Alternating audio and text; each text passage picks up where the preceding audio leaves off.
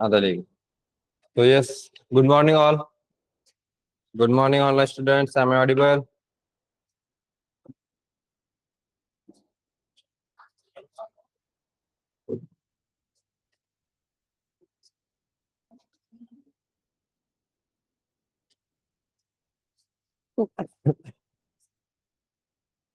Okay. तो yesterday revision किया? Yesterday का क्या क्या देखा था कल? कंपोनेंट्स ऑफ कंप्यूटर देखे थे हमने, राइट?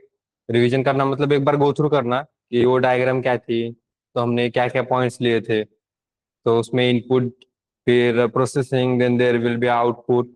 तो इनपुट डिवाइसेस कौन से थे, आउटपुट डिवाइसेस कौन से थे, फिर मेमोरी का काम क्या होता है, कौन से तरीके की मेमोरी होती है, वोलाटाइल मेमोरी किसे कहा जाता है, नॉन वोलाटाइल मेमोरी कौन सी होती है। एंड अलोंग विद दैट हमने क्या देखा था कि रोम वाला पार्ट भी देखा था, इवन रैम वाला पार्ट भी देखा था। यहाँ तक क्लियर है? So now next. अब सिस्टम के रिगार्डिंग हमने देख लिया ये सिस्टम किस तरीके से वर्क करती है। लेकिन यहाँ पे जो पार्ट आता है कि अगर सिस्टम अगर है तो ये रोम रैम ये सब कुछ जो वर्क हो रहा है, तो दीज आर द कंपोनेंट्स, मतलब ये हार्डवेयर है। तो हार्डवेयर है तो हार्डवेयर ये कुछ थिंकिंग लेवल क्यों कैसे कर सकता है, या सॉफ्टवेयर उस पर कैसे रन होता है अगर हार्डवेयर है तो, right? So for that there is a responsible of which is the operating system. कि सबसे पहले यहाँ पे अगर देखेंगे, सो हमारे पास क्या अवेलेबल है, हार्डवेयर। अब ये जो हार्डवेयर है, तो हार्डवेयर हमारा इंटरेक्शन किस तरीके से करता है, तो क्या हम हार्डवेयर पे डायरेक्ट इंटरेक्शन करते हैं क्या कोई टास्क परफॉर्म करने के लिए, या ये वर्क कैसे करता है, तो ऑपरेटिंग सिस्टम का काम क्या होता है, किसे ऑपरेटिंग सिस्टम कहा जाता है, तो ये यूजर और मशीन का इंटरेक्शन क्या होता है, वही हम देखने वाले हैं। तो हार्डवेयर जैसे मैंने बताया कि एक मिनट, हाँ। तो ये जो हार्डवेयर है, तो इसमें सॉफ्टवेयर कैसे वर्क करेगा, तो इसका काम ये काम कौन करता है कि हार्डवेयर और सॉफ्टवेयर के साथ एक इंटरेक्शन लेवल कम करने का काम किसका होता है, who is the responsible for it, so there is operating system. जो ऑपरेटिंग सिस्टम क्या करती है, हार्डवेयर और सॉफ्टवेयर को कंबाइन कर देती है। ओके। सो मतलब कि यहाँ पे आएगा फिर there is a one layer which is the operating system layer. Okay. मतलब हार्डवेयर पे एक लेयर बनेगी जो किसकी लेयर होगी, ऑपरेटिंग सिस्टम की लेयर होगी। एंड देन उसके बाद फिर यहाँ पे एक लेयर बनेगी, वो होगी सॉफ्टवेयर की लेयर। ओके। जिसमें फिर अगर हम यूजर देखें कि कोई अगर एक यूजर है, तो उस यूजर का इंटरेक्शन डायरेक्टली आउटर लेयर पे जाएगा, इनर लेयर पे नहीं जाएगा। तो यूजर का इंटरेक्शन डायरेक्टली सॉफ्टवेयर पे होता है। मतलब जो भी हमें टास्क परफॉर्म करना है, हम किसके थ्रू करते हैं, सॉफ्टवेयर के थ्रू करते हैं। हाँ, हार्डवेयर हम बस वो की प्रेस करने के लिए यूज कर सकते हैं, माउस को इधर उधर मूव करने के लिए यूज कर सकते हैं, क्योंकि उसके लिए दूसरा ऑप्शन नहीं है। लेकिन इसका मतलब ये नहीं है कि हम हार्डवेयर पे डायरेक्ट वर्क कर रहे हैं। जस्ट लाइक कि मैंने माउस अगर चेंज कर दिया, तो एक्चुअली हार्डवेयर में जो चेंजेस हो रहे हैं वो नहीं किए हैं हमने। या मैंने अगर कहा कि हम एक फाइल डाउनलोड कर रहे हैं, तो क्या तुम लोगों ने एक्चुअली मेमोरी में मतलब हार्ड डिस्क में कुछ चेंजेस कर दिए खुद से? तो खुद से हमने वो चेंजेस नहीं किए। वो किसने चेंजेस किए, ऑपरेटिंग सिस्टम ने चेंजेस किए। और हमने वो कैसे किए, using the web browser. Web browser open किया, एक आध मूवी वगैरह देखी, सॉन्ग्स वगैरह देखा, फोटोज वगैरह देखा, तो डाउनलोड किया। तो हमने हमारे इंटरेक्शन तो वेब ब्राउजर पे चला गया। मतलब हमने इंटरेक्शन किसको दिया, हमारा कम्युनिकेशन किसको गया, वेब ब्राउजर पे गया। What is web browser, application, software. और फिर ये सॉफ्टवेयर जो कह रहा है वो हार्डवेयर में इम्प्लीमेंटेशन करने का काम, जिस तरीके से हार्ड डिस्क में वो मेमोरी में, मतलब हार्ड डिस्क, ये जो कंपोनेंट है, ये जो एक हार्डवेयर है, तो हार्ड डिस्क के अंदर ये डेटा स्टोर होने का काम कौन कर रहा है, ऑपरेटिंग सिस्टम। तो ये इंटरेक्शन कौन करके दे रहा है, ऑपरेटिंग सिस्टम। इसकी वजह से इंटरेक्शन लेवल पे, मतलब ऑपरेटिंग सिस्टम को क्या कहा जाता है, operating system is the middleware between hardware and software. Okay. और ये डायग्राम होती है the interaction between user and machine. तो is this clear to everyone, समझ में आ रहा है? नोट डाउन करो इसको।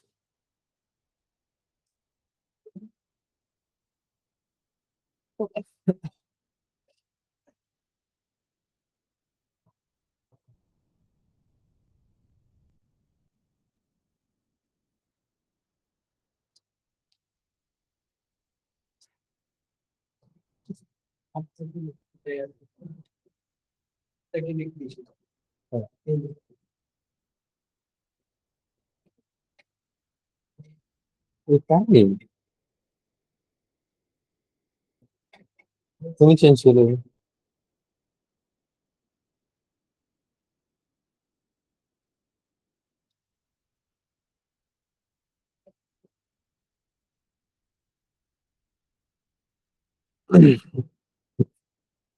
Okay, done.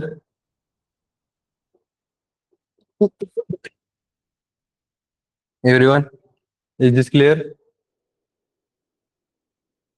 नोट डाउन किया? हो गया. हाँ, आगे कंटिन्यू करें फिर. सो अब नेक्स्ट पॉइंट कि यूजर और जो भी सिस्टम है, तो यूजर और सिस्टम में जो इंटरेक्शन होता है, तो इंटरेक्शन होना मतलब कम्युनिकेशन होना. तो कम्युनिकेशन होने के लिए दोनों जगह पे जो लैंग्वेजेस यूज की जाती है वो सिमिलर होनी चाहिए. जैसे कि अगर हम देखेंगे कि ह्यूमन का कभी इंटरेक्शन हो रहा है, जैसे कि अभी हमारा सेशन चल रहा है, हम दोनों में इंटरेक्शन हो रहे हैं, स्टूडेंट्स और ट्रेनर में. तो ये जो इंटरेक्शन हो रहा है उसमें मैं कौन सा एक लैंग्वेज यूज कर रहा हूँ? हिंदी, इंग्लिश. अब ये हिंदी और इंग्लिश तुम लोगों को भी पता है, मुझे भी पता है, इसकी वजह से समझ में आ रहा है. लेकिन क्या हमारे हिंदी और इंग्लिश लैंग्वेज जो है सिस्टम को समझ में आती है? कंप्यूटर को समझ में आएगी क्या? नहीं आएगी. तो उसके लिए वो तो अलग तरीके से बिहेव करती है. तो कंप्यूटर सिस्टम कौन सी लैंग्वेज यूज करती है? बाइनरी.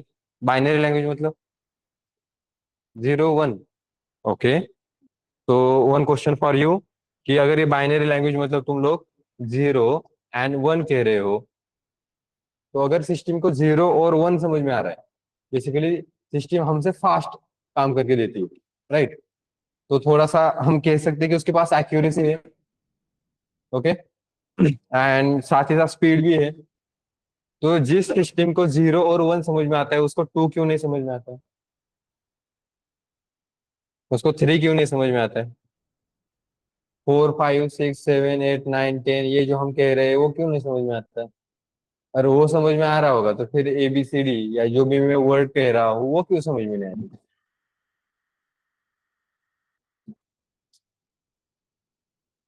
0 और 1 समझ में आ रहा है तो 2 भी तो समझ में आना चाहिए. तो समझ में तो नहीं आ रहा है. क्यों नहीं समझ में आ रहा है? क्या आएगा? Any solution? इसका रीजन क्या है पता है? हाँ, मनुष्य तो काय पे सांगू. Electrical signals, good. तो ये इलेक्ट्रिकल सिग्नल्स दे रहे हैं. 0 और 1 तो हम हमारे सिनारियो में ले रहे हैं. Okay. 0 means the current pass हुआ या नहीं हुआ, राइट? गुड. ऑनलाइन पे भी आंसर है. 0 मीन्स वो करंट पास हो रहा है या नहीं हो रहा है. मैं तो सॉरी, करंट नहीं पास हो रहा है. और 1 मीन्स करंट पास हो रहा है. तो ये बाइनरी लैंग्वेज मतलब कि तुम जो करंट पास करते हो, एक्चुअली इलेक्ट्रॉनिक डिवाइस क्यों कहते हैं कंप्यूटर को? कंप्यूटर की इलेक्ट्रॉनिक डिवाइस क्यों कहते हैं? क्योंकि इलेक्ट्रिसिटी पे चलता है. तो इसका पूरा वर्क जो होता है वो इलेक्ट्रिसिटी पे काम करता है. तो जो हम सिग्नल पास कर रहे हैं, सिग्नल पास करना मतलब कि इलेक्ट्रिसिटी पास करना. तो एक पिन से वो इलेक्ट्रिसिटी पास हुई या नहीं हुई उसके अकॉर्डिंग तो हम सिनेरियो ले लेंगे कि उसको 0 है या 1. तो अगर इलेक्ट्रिसिटी ऑफ मतलब वो स्टेटस ऑफ है करंट, इसका मतलब 0. और वो अगर सिग्नल मतलब इलेक्ट्रिसिटी पास हुई, करंट पास हुआ, दैट मीन्स इट इज 1. तो एक तो पास हो सकता है या पास नहीं हो सकता है. तो उसमें दूसरे सिनेरियोस नहीं आएंगे.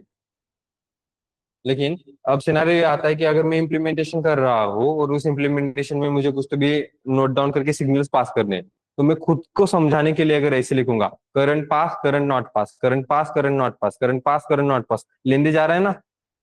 और उस पर कुछ वर्क ऑन भी नहीं कर पाएंगे. फिर उसकी जगह पे हम लेते हैं 0 और 1 हमारे अंडरस्टैंडिंग के लिए.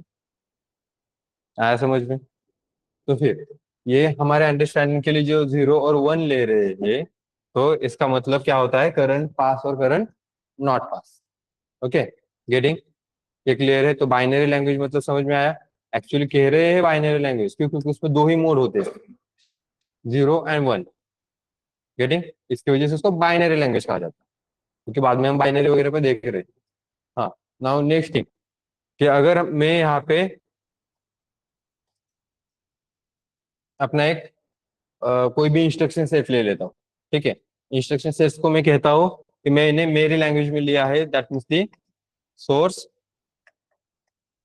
कोड। ओके, तो ये सोर्स कोड है, और ये सिस्टम को समझ में आने के लिए, सिस्टम को समझ में क्या आता है? Binary code, right. Source code मतलब कि मैंने जो लिखा है, मुझे जो इंस्ट्रक्शंस देने थे, वो सोर्स कोड, जो मैं इनपुट देना चाहता हूँ, जो मेरे इंस्ट्रक्शंस है, जो मुझे टास्क परफॉर्म करना है, जिस तरीके से मैं देना चाहता हूँ, that is the source code. अब ये किसी भी तरीके से हो सकता है, किसी भी लैंग्वेज में हो सकता है। तो हम जो हिंदी इंग्लिश ले रहे हैं, वो तो ह्यूमन लैंग्वेज हो गई। और अगर हमें इंटरेक्शन करना है कंप्यूटर सिस्टम के साथ, तो कंप्यूटर लैंग्वेजेस यूज करना पड़ेगा, जिसे हम प्रोग्रामिंग लैंग्वेजेस कहते हैं। उसको यूज करके हम ये इंस्ट्रक्शन सेट्स दे सकते हैं। लेकिन फिर भी हम जो इंस्ट्रक्शन सेट लिख रहे हैं, वो तो हमारे लैंग्वेज में हो गए, वो उसको कैसे समझ में आएंगे? जैसे कि एक एग्जांपल ले लेते हैं, ह्यूमन में भी ये बैरियर आता है मोस्ट ऑफ द टाइम। जैसे कि इलेक्शन का टाइम, पता है इलेक्शन का टाइम? इलेक्शन के टाइम से पहले ना, वो जो पॉलिटिशियंस होते हैं, वो मोस्टली दूसरे स्टेट्स में जाते हैं, दूसरे स्टेट में जाके वो भाषण वगैरह देते हैं। तो एक कोई भी एक इंसान ले लो, या तुम ले लो, तुम लोगों को ज्यादा से ज्यादा कितनी लैंग्वेजेस आती है? 3। हिंदी, मराठी, इंग्लिश, 3 लैंग्वेजेस आती है। उससे ज्यादा से ज्यादा 1-2 लैंग्वेजेस और आएंगे। अगर बहुत ज्यादा जीने से आ रहा है तो 8-9 लैंग्वेजेस आ रही है, चलो। फिर भी हमारे पास स्टेट्स कितने हैं, और एवरी स्टेट में अलग अलग लैंग्वेज बोली जाती है। तो फिर भी मैनेज हो पाएगा क्या? नहीं हो पाएगा। तो अगर हम किसी जगह पे जा रहे हैं, या वो जो पॉलिटिशियन वाला ले लेते हैं, पॉलिटिशियन वाला एक वीडियो है, देखो, पॉलिटिशियन को दूसरी स्टेट्स में जाके वो भाषण करना पड़ता है, राइट। तो वो जिस लैंग्वेज में बोल रहा है, उसी लैंग्वेज वही बाकी या उस स्टेट की लोकल लैंग्वेज होगी, ऐसा बिल्कुल भी नहीं है, राइट। कि हिंदी में बोल रहा है तो सभी स्टेट्स में हिंदी नहीं यूज करते, उनके अलग अलग लैंग्वेज होती है। जैसे कि महाराष्ट्र में है तो मराठी, कर्नाटक में जा रहे हो तो कन्नड़, राइट। तमिलनाडु, वहां पे उस साइड में अगर देखोगे तो वो तेलुगु तमिल वगैरह बोली जाती है, राइट। तो ये एवरी जगह पे कुछ अलग अलग सिनेरियोस आ रहे हैं। छत्तीसगढ़ में वो उसकी अलग लैंग्वेज, बिहार यूपी वो भोजपुरी साइड से अलग से लैंग्वेज। तो ये बहुत सारे लैंग्वेजेस है, तो उसमें बातें करनी पड़ेगी। ये तो इतने versatile personality I don't think कि किसी भी पॉलिटिशियन की होगी। तो समझ लो एक, कि एक अपना अभी इलेक्शन आ रहा है, तो एक जो पॉलिटिशियन है उसको भाषण देने के लिए तमिलनाडु में जाना है, ठीक है, तमिलनाडु या कर्नाटक में जाना है। तो जाने से पहले, सपोज कि एक बहुत ही बढ़िया ब्रिलियंट पॉलिटिशियन है, तो उसने क्या किया, जाने से पहले चलो वो लैंग्वेज सीख के जाऊंगा और उस लैंग्वेज में मैं भाषण करूंगा, ऐसे कहा। तो चलो उसने लैंग्वेज सीख भी ली। लैंग्वेज सीखने में कितना टाइम लगेगा उसको?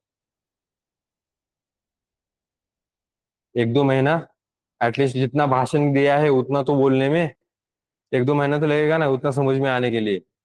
तो उतना भी टाइम अगर लग रहा है, तो उसने 1-2 महीने एक स्टेट के लिए दिया, दूसरे स्टेट के लिए 1-2 महीने और देना पड़ेगा।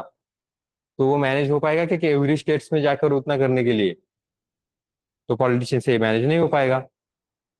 तो फिर वहां पे क्या लिया जाता है, ह्यूमन ट्रांसलेटर, जो क्या करता है, कि जो तुम लोगों ने वीडियो में देखे होंगे, मतलब कि वो कुछ वीडियो भी, फनी फनी वीडियोस भी आते हैं, जो पॉलिटिशियन भाषण देते हैं। तो एक पॉलिटिशियन है, ठीक है, तो वो पॉलिटिशियन भाषण दे रहा है, पॉलिटिशियन उसके हिंदी या इंग्लिश लैंग्वेज में भाषण दे रहा है। और आगे जो सामने जो भी लोग हैं, तो वो है कुछ तमिलनाडु या तमिल साइड से है, ठीक है, तमिलनाडु साइड से, मतलब उनको तमिल आती है, ठीक है। तो फिर वो जो ट्रांसलेटर होगा, उसको दोनों लैंग्वेज समझ में आनी चाहिए। जो किसको पता है, मतलब कि जो पॉलिटिशियन बोल रहा है वो लैंग्वेज, और जो लोगों को पता है वो वाली लैंग्वेज। तो वो क्या करेगा, पॉलिटिशियन जो बोल रहा है वो सुनेगा, और उसको वो ट्रांसलेट करेगा तमिल में। जैसे कि अगर पॉलिटिशियन हिंदी में बात कर रहा है, अब हिंदी में ले रहा हूँ क्योंकि हिंदी द नेशनल लैंग्वेज ना, सो हिंदी ले रहा हूँ। तो हिंदी को अगर, हिंदी में अगर वो भाषण दे रहा है, तो हिंदी को फिर तमिल में कन्वर्ट करना पड़ेगा, या कन्नड़ा में कन्वर्ट करना पड़ेगा। तभी वो लैंग्वेज बैरियर हट जाएगा और कम्युनिकेशन ठीक से हो पाएगा, राइट। तो ह्यूमन ट्रांसलेटर किस लिए यूज किया जा रहा है? क्योंकि एक जो भी हम टास्क या कुछ जो भी एक कम्युनिकेशन करने की कोशिश कर रहे हैं, तो कम्युनिकेशन करने के लिए एक जो सिनेरियो है, मतलब एक जो बात कर रहा है, पॉलिटिशियन जो बात कर रहा है, वो तो हिंदी या इंग्लिश में जो बात कर रहा है, लेकिन उसको तमिल नहीं आती है, तो ट्रांसलेटर क्या कर रहा है, उस हिंदी को सुन रहा है और तमिल में कन्वर्ट कर रहा है। ओके। फिर आता है funny moment. Funny moment is like, तुम लोगों ने वीडियो देखे होंगे, मतलब एक वीडियो, बहुत अलग अलग पॉलिटिशियन के अलग अलग वीडियो है, जिसमें से एक वीडियो ऐसा है कि पॉलिटिशियन कुछ तो भी बात कर रहा है, और वहां पे जो उसके साइड में ट्रांसलेटर बैठा है, और ट्रांसलेटर इधर देख रहा है, उधर देख रहा है, और ये इसका इसका प्रवचन चालू है, ये भाषण दे रहा है। ओके। पॉलिटिशियन भाषण दे रहा है और फिर यहाँ पे देख रहा है। अरे तू बोल ना तू कब ट्रांसलेट करेगा? यहाँ पे मेरे 4 सेंटेंस हो गए भाई तू जब तक ट्रांसलेट नहीं करेगा, फिर बाद में। दूसरा एक ऐसा वीडियो है कि वो जो पॉलिटिशियन होता है, पॉलिटिशियन कुछ भी बोल रहा होता है, फिर वो जो ट्रांसलेटर होता है ना, ट्रांसलेटर को समझ में नहीं आता पॉलिटिशियन क्या बोल रहा है, तो वो उसको रिपीट करने के लिए बोलता है कि हाँ हाँ सर, हाँ सर, फिर से एक बार बोलो सर, क्या कहा था, हाँ हाँ, अच्छा ओके, हाँ, फिर वो उसकी लैंग्वेज में ट्रांसलेट कर रहा है। और फिर एक ऐसा वीडियो था, उस वीडियो में ऐसा था कि पॉलिटिशियन ने 2 वर्ड बोले, पॉलिटिशियन ने 2 ही वर्ड बोले थे, ट्रांसलेटर ने 4 लाइनें चेप दी। उसके मन में आया होगा पॉलिटिशियन की, भाई मैं तो फेंक रहा हूँ, ये बंदा कहीं और ज्यादा ना फेंके, मतलब लिटरली मैं हेलीकॉप्टर से जा रहा हूँ, लेकिन ये बंदा वो छत पे ही हेलीकॉप्टर ना खड़ा कर दे तो उसको बोलता है जो मैं कह रहा हूँ वही बोल, एक्स्ट्रा कुछ ट्रांसलेट मत कर। जो ट्रांसलेशन भी होना चाहिए तो वो प्रॉपर ट्रांसलेशन होना चाहिए, एग्जैक्ट ट्रांसलेशन उस मीनिंग में, मतलब कि जिस लैंग्वेज में बोला जा रहा है, बिल्कुल उसी लैंग्वेज में वही सेंटेंसेस दूसरे लैंग्वेजेस में ट्रांसलेट करने के लिए आनी चाहिए। राइट। अब ये हो गया ह्यूमन वाला पार्ट, कि जहाँ पे लैंग्वेज बैरियर आ रहा था, बिल्कुल सेम हमारे सिस्टम में भी वही होता है। हम भी ह्यूमन है, ह्यूमन ह्यूमन से इंटरेक्शन नहीं कर पा रहा है, तो सिस्टम के साथ क्या इंटरेक्शन करेगा? सिस्टम को क्या बोलेगा? Current start, current stop, current start, current stop, क्या ऐसे खेलते हैं? तो तुम सोचो, 0110 में बोलने के लिए कितना टेंशन होता होगा। सपोज तुम लोगों ने सीख भी ली, तो तुम बोल रहे हो 0011101000, इनकोडिंग करने और डिकोडिंग करने में टेंशन होगा कि वो 0110 क्या था, क्या वो कोई अच्छा तरीके से बोल रहा था या गाली दे रहा था तो ये ट्रांसलेशन जो हो रहे हैं, ओके, तो उसमें फिर यहाँ पे ट्रांसलेशन कौन करेगा? तो obviously there will be one medium. जिस तरीके से ह्यूमन ट्रांसलेशन करने में, मतलब ह्यूमन लैंग्वेजेस को ट्रांसलेशन करने में ह्यूमन ट्रांसलेटर होता है, यहाँ पे कंप्यूटर के लिए कंप्यूटर ट्रांसलेटर होता है। एक मिनट अंदर लिख देता हूँ।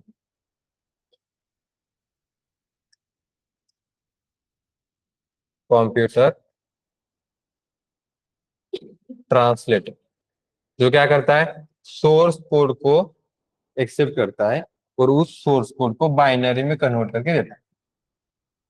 Getting? तो हमारे पास कंप्यूटर ट्रांसलेटर ऐसे एक कॉन्सेप्ट है, मतलब ऐसा हमारे पास एक सिनेरियो, जिसमें फिर आते हैं पॉइंट्स, अलग अलग तरीके ट्रांसलेटर।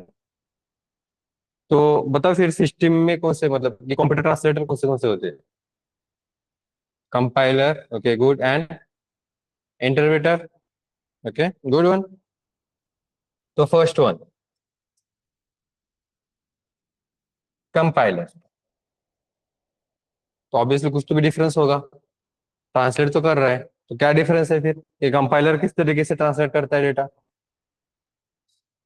एट अ टाइम, पूरा लेगा और कन्वर्ट करके दे देगा, मतलब पूरा का पूरा सोर्स कोड उसने एक्सेप्ट किया, उस सोर्स कोड को एकदम से एट अ टाइम ही वो ट्रांसलेट करके दे रहा है, मतलब जब तक ट्रांसलेट नहीं हो रहा है वो आगे नहीं बढ़ा रहा है, और जब पूरा ट्रांसलेट हो जाएगा तब वो आगे बढ़ाएगा।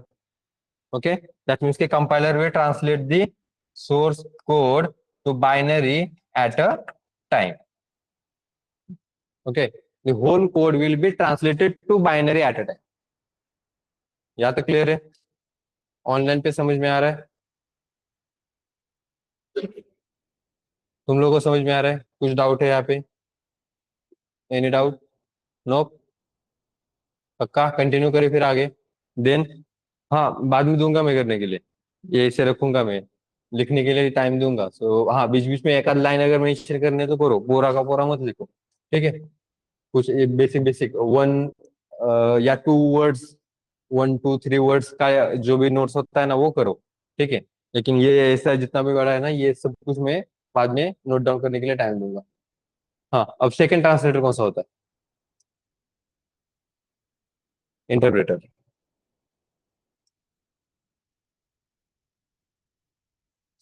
तो इंटरप्रेटर क्या करता है? लाइन बाय लाइन ट्रांसलेट करता है। मतलब फर्स्ट लाइन उठाएगा, बाइनरी में ट्रांसलेट करेगा, सेकेंड लाइन उठाएगा, बाइनरी में ट्रांसलेट करेगा। अब आता है why. When there is a compiler then why there is an interpreter? Compiler से भी तो काम हो रहा था ना, तो इंटरप्रेटर की क्यों जरूरत थी? या चलो थोड़ा सा वैरायटी बनाते हैं। आज बोर हो रहा हो, आयरन मैन जैसा है क्या? आज बोर हो रहा हो, चलो मार्क 5 बना देते हैं। अब मेरे पास मार्क 5, मार्क 6, 7, 10, 20 तक थे। चलो आज बोर हो रहा हो, एक और कुछ तो भी ऐड ऑन कर लेते हैं, वार मशीन। ऐसा ही कुछ नहीं है ना, कुछ तो भी रीजन होगा। तो क्या रीजन है?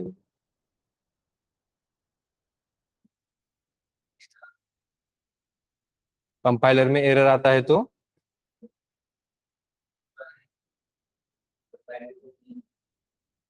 हाँ ओके गुड।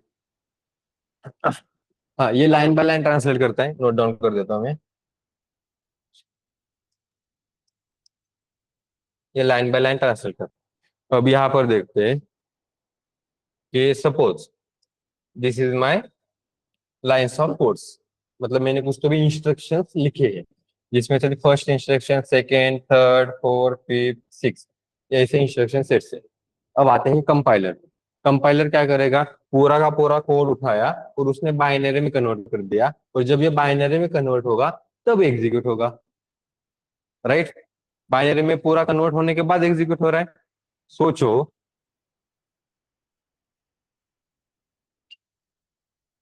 कि मेरे पूरे लाइन बराबर है, लेकिन लास्ट लाइन में यहाँ पे मेरे पास एक एरर है।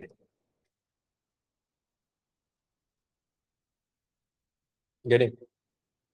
पूरे लाइन बराबर है लेकिन लास्ट लाइन में एरर है, तो प्रॉब्लम क्या होगा? देखो पूरा कोड बराबर था, लेकिन because of that last line तुम्हारा कोड बाइनरी में पूरा कन्वर्ट हुआ गया, नहीं हुआ तो एग्जीक्यूशन करने के लिए जाएगा क्या? नहीं जाएगा। ये होता है कंपाइलर का। तो दिस इज द डिसएडवांटेज कि लास्ट लाइन में भी अगर मतलब कहीं पे भी बीच में अगर एरर आ रहा है तो उससे प्रीवियस वाले जो भी लाइंस थे जो बराबर थे जो करेक्ट थे उसका आउटपुट नहीं मिल रहा है तुम लोगों को। And this is the reason that there is an interpreter. Okay. Interpreter क्या करता है? फर्स्ट लाइन उठाई, बाइनरी में कन्वर्ट कर दी, जैसे बाइनरी में कन्वर्ट होगी एग्जीक्यूट हो जाएगी। गेटिंग? तो ये फर्स्ट लाइन का आउटपुट हमें मिला, सेकेंड लाइन का आउटपुट मिला, थर्ड लाइन का मिला, फोर्थ लाइन का मिला। कैसे? बाइनरी में कन्वर्ट होकर एग्जीक्यूशन, फिर बाइनरी में कन्वर्ट होकर एग्जीक्यूशन है इसका। जैसे ही बाइनरी में कन्वर्ट होने की कोशिश हो गई, एरर दिखा। एरर दिखा तो इसका आउटपुट नहीं मिला। इसका मतलब यहां से आगे तुम्हें आउटपुट नहीं मिलेगा। लेकिन प्रीवियस वाले लाइंस के तो आउटपुट मिले ना, तो डिबगिंग भी इजी हो जाती है। एरर कहाँ पे आया, कहाँ तक आउटपुट मिला, यहाँ तक आउटपुट मिला, इसका मतलब एरर कहाँ पे है? ये लाइन। ये होता है एडवांटेज ऑफ इंटरप्रेटर लैंग्वेज, जो डिसएडवांटेज था कंपाइलर लैंग्वेज। गेटिंग? यहाँ तक क्लियर है? इसने क्या किया, ये भी नोट डाउन करके रख देना कि ये क्या करता है, जो प्रीवियस लाइंस है प्रीवियस लाइंस को एट ए टाइम अगर बाइनरी में कन्वर्ट कर रहे हो तुम लोग, तो कंपाइलर क्या करता है? In the compiler if you translate the whole code at a time in binary and if there is an error in the last line so there will be no output. Getting? लेकिन into the interpreter language अगर तुम्हारे पास एक line है, so that line will be translated into the binary and you will get the output.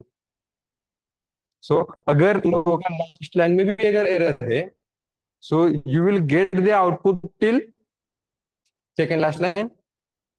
मतलब यहाँ तक जहां तक एरर है उससे प्रीवियस वाले लाइन तक तुम लोगों को आउटपुट मिल रहा है। तो एटलीस्ट उतना तो आउटपुट मिल रहा है ना। तो ये एडवांटेज है, यही डिबगिंग के लिए भी काम आएगा, तो इसको नोट डाउन कर लेना। Good. Debugging is easier in interpreter, good one. हाँ, वो तुम्हारे सेंटेंस में मैं डेफिनेशन में लिख के नहीं देता। ओके, मैं बाद में बताऊंगा कि वो डेफिनेशन में लिख के नहीं दे रहा हूँ। ठीक है। तुमने क्या समझा इसमें से, उसको सिंपल लैंग्वेज में लिखो। हिंदी में लिखना चाहते हो हिंदी में लिखो, बाद में जाकर उसको इंग्लिश में कन्वर्ट करो। उतना एफर्ट्स ले लो। ठीक है, नोट्स है मेरे पास, नोट्स तो मैं तुम लोगों को पीडीएफ नोट्स भी दे दूंगा। लेकिन वो नोट्स देकर फिर से यही होता है कि जब भी तुम लोगों को मैं कोई एक बनी बनाई डेफिनेशन देता हूँ, तुम उसको रटते हो, और रटने के बाद एक आध वर्ड भी अगर भूल गए, तो फिर वहां पे आंसर नहीं आता, स्टक हो जाते हो ना। तो इससे अच्छा है कि तुम जो समझ में आ रहा है वो एक्सप्लेन करो। हाँ, इंग्लिश का एक बैरियर वहां पे आएगा, लेकिन इंग्लिश का बैरियर जो है वो अपना 6 महीने का कोर्स है, 1 या 2 महीने में वो कंप्लीट हो जाएगा। उसके बाद तो परफेक्ट बनोगे ना, प्रोफेशनल बन जाओगे। गेटिंग? तो वो क्या बताया था मैंने, कंपाइलर लैंग्वेज में अगर लास्ट लाइन को अगर एरर आ रहा है तो तुम्हें आउटपुट नहीं मिलेगा। और इंटरप्रेटर लैंग्वेज अगर है तो लास्ट लाइन का अगर एरर है तो जो प्रीवियस लाइंस है उसका आउटपुट मिलेगा।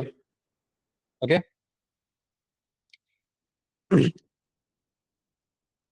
if there is an error in last line, so compiler language will not give you the output. And if there is an error in last line, the interpreter will give you the output till previous lines.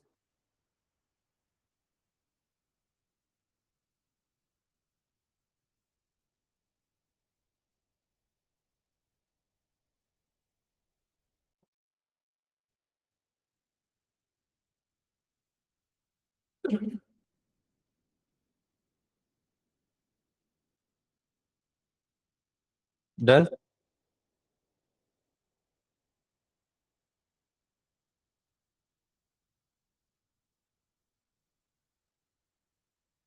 इसको भी note down कर लो।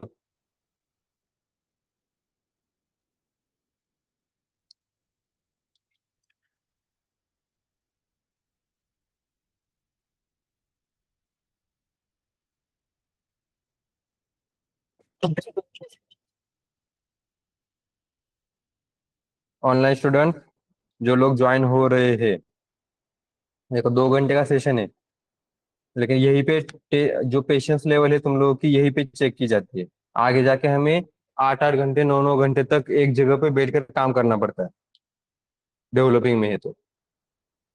और तुम लोग अगर 2 घंटे तक session में नहीं बैठ पाएंगे, जैसे कि मैं देखता हूँ बाद में 1.5 घंटे के बाद ये ना काउंट कम होना चालू हो जाता है। 1.5 घंटे नहीं बोलूंगा मैं, 1 घंटे के बाद ही काउंट कम होना चालू हो जाता है।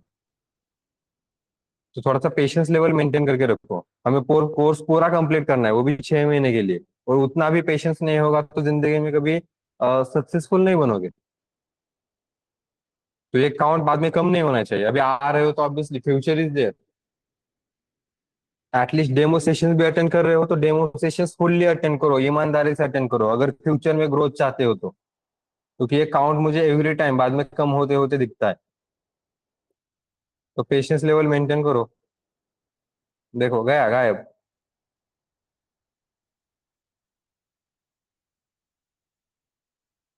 पेशेंस लेवल ही नहीं है लोगों के लिए, देखो ये भी गायब। हाँ, जिनके लिए पेशेंस लेवल नहीं है ना, जिनकी पेशेंस लेवल नहीं है, ज्वाइन ही मत करते जाओ, फ्यूचर में कुछ नहीं होगा। 2 घंटे का सेशन हम वेट नहीं कर सकते, 9 घंटे का काम क्या करेंगे? तो जुगाड़ करो कुछ तो भी, क्लोन बना लो खुद का, और उसको जॉब के लिए भेज दो। लेकिन क्लोन बनाने के लिए भी स्किल्स की जरूरत है, रोबोट बनाने के लिए भी स्किल्स की जरूरत है। हाँ, एक एक काम कर सकते हैं अभी जिस तरीके से होता है, जैसे कि एक बार हमने घर बना दिया, रेंट पे दे दो, बैठे बैठा ही काम आएगा। बिजनेस बिजनेस भी दे दिया ना तुम लोग को। पाइथन तो दे ही रहा हूँ, अगर नहीं हो रहा है तो फिर वो करो। लेकिन उसके लिए भी पैसे की जरूरत पड़ती है। पेशेंस लेवल नहीं है आजकल। हाँ, ये हो गया। अब ऑब्वियसली जब एडवांटेजेस आते हैं, एडवांटेजेस के साथ साथ एक डिसएडवांटेज भी आता है। और वो डिसएडवांटेजेस सोचो कि अभी हमारे पास इतनी चेयर्स है, राइट? और इस चेयर्स को एक जगह से दूसरी जगह पे ट्रांसफर करना है हमें। वो जो ट्रांसलेट करना था उसकी जगह ट्रांसफर। तो ये जो हमारे पास इतनी चेयर्स है, तो टोटल कितने होंगे? लगभग 90 के आसपास, 90 प्लस है। 100 तक काउंट बैठता है यहाँ पे। तो 90 प्लस समझ लो या 100 समझ लो। तो ये 100 चेयर्स है। अब इस 100 चेयर्स को हमें यहाँ से आदित्य सेंटाग्रा में ऑफिस नंबर 17 हमारे दूसरे क्लासरूम में हमें क्या करना है? ट्रांसफर करना है। तो ट्रांसफर करने के लिए हमने एक टेम्पो मंगा लिया सपोज, ठीक है, क्योंकि एक साथ लेके जाना है हमें। कंपाइलर जिस तरीके से करता है एट ए टाइम करता है ना, एक साथ करता है ना, बिल्कुल उसी तरीके से हमने क्या किया, ये पूरा का पूरा जितने भी चेयर्स है हमने लोड कर दिए उसकी टेम्पो में। ओके। और उस टेम्पो में लोड करने के बाद अब लोड करने में कितना टाइम लगेगा? अप्रोक्सीमेटली समझ लो 30 मिनट। तो हमने ज्यादा नहीं, अब 30 मिनट से ज्यादा तो नहीं लगेंगे, लेकिन 30 मिनट समझ लो। तो 30 मिनट जो है, 30 मिनट लोड करने के लिए। और 30 मिनट्स लोड करने के बाद यहाँ से आदित्य सेंटीग्राम में वो ऑफिस नंबर 17 में ट्रांसफर कर कर फिर अनलोड करने के लिए और टाइम ले लो।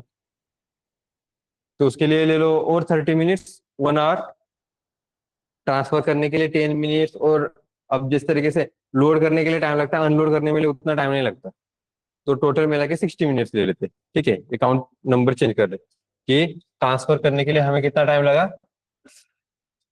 60 मिनट। अब देखो, यहाँ पे मैं लोड करने का और अनलोड करने का थोड़ा सा अगर साइड में रख दूं तो यहाँ से वहां ट्रांसफर करने के लिए कितना टाइम लग रहा है? 10 मिनट। लेकिन फिर भी ये काउंट भी हम इसमें एड ऑन कर रहे हैं, लोड करने का और अनलोड करने का भी। ठीक है। नाउ नेक्स्ट, जो क्या करता है? इंटरप्रेटर करता है। एक लाइन लिया, ट्रांसलेट कर दिया। दूसरी लाइन लिया, ट्रांसलेट कर दिया। बिल्कुल उसी तरीके से रो वाइज ट्रांसलेट करेंगे हम, ट्रांसफर करेंगे हम। तो एक चेयर मतलब टोटल कितने चेयर्स होते हैं यहाँ पे? कितने रोज बनेंगे? 1 2 3 4 5 10, 10 रोज ले लो। उससे ज्यादा है लेकिन 10 रोज ले लो। तो ये जो 10 रोज है, तो फर्स्ट रो हमने उठाई। और अब लोड करने में ज्यादा टाइम नहीं लगेगा क्योंकि हम खुद लोड कर रहे हैं, तो बहुत कम टाइम लगेगा। लेकिन ट्रांसफर करने में तो उतना ही टाइम लगेगा ना, 10 मिनट्स ही लगेंगे क्योंकि यहाँ से वहां जाना है। ओके। शायद उससे कम ले लो थोड़ा सा, क्योंकि लोड करने का टाइम तो कम हो गया। तो इसका मतलब 10 10 मिनट्स रख सकते हैं हम। ठीक है। अब ये 10 मिनट रखे हमने एक रो के लिए। बिल्कुल उसी तरीके से हमारे पास कितने रोज है? 10। 10 है, 1 2 3 4 5 6 7। ठीक है, 10 ही ले लो। अब 10 रोज को 10 मिनट्स के लिए अगर ट्रांसफर करेंगे तो कितना टाइम लगेगा? यस। अरे, एक रो को ट्रांसफर करने में 10 मिनट लग रहे हैं, तो ऐसे 10 रोज है, तो उसको ट्रांसफर करने में कितना टाइम लगेगा? 100 मिनट्स ना।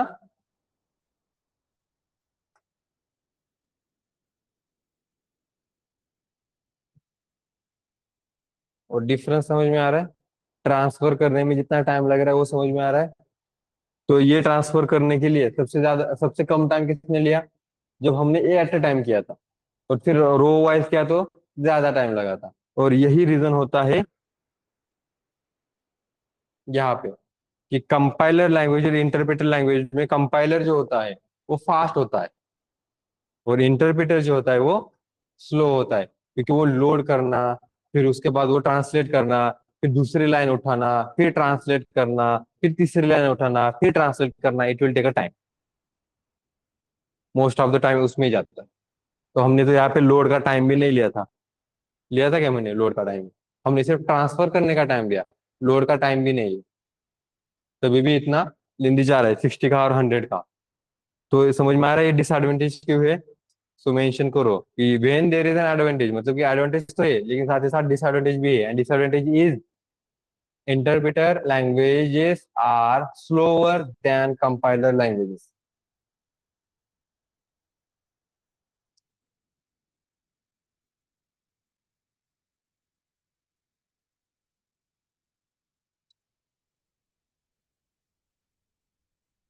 Interpreter languages are slower than compiler languages.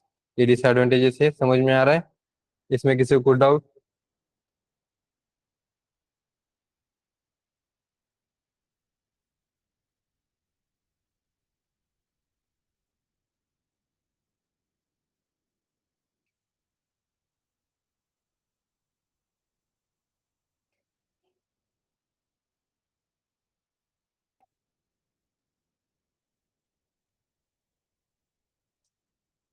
Good.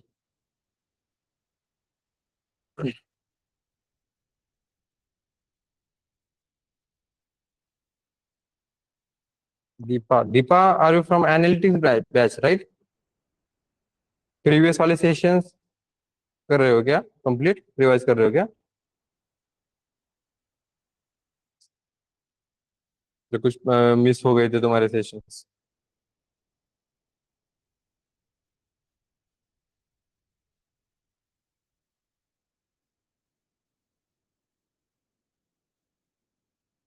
हम्म। तो ये हो गया कंप्लीट। अब फिर आते हैं कि हमारी जो पाइथन लैंग्वेज है, तो पाइथन लैंग्वेज कौन सी है फिर? कंपाइलर है या इंटरप्रेटर है? तो कल मैंने मेंशन करके दिया था। तो Python is an interpreted language. तो इंटरप्रेटेड लैंग्वेज इसका मतलब बाकी कंपाइलर लैंग्वेज से ये लैंग्वेज क्या है? स्लो है। लेकिन हमारे पास इतने फीचर थे कि एक डिसएडवांटेजेस उस पर कोई फर्क नहीं करके देगा, कुछ फर्क नहीं पड़ेगा। गेटिंग? तो कंपाइलर लैंग्वेजेस कौन से होती है? सी, सी प्लस प्लस, जावा, राइट? और इंटरप्रेटेड लैंग्वेज कौन सी है हमारी? पाइथन। और लैंग्वेज पता है कि कोई interpreted language?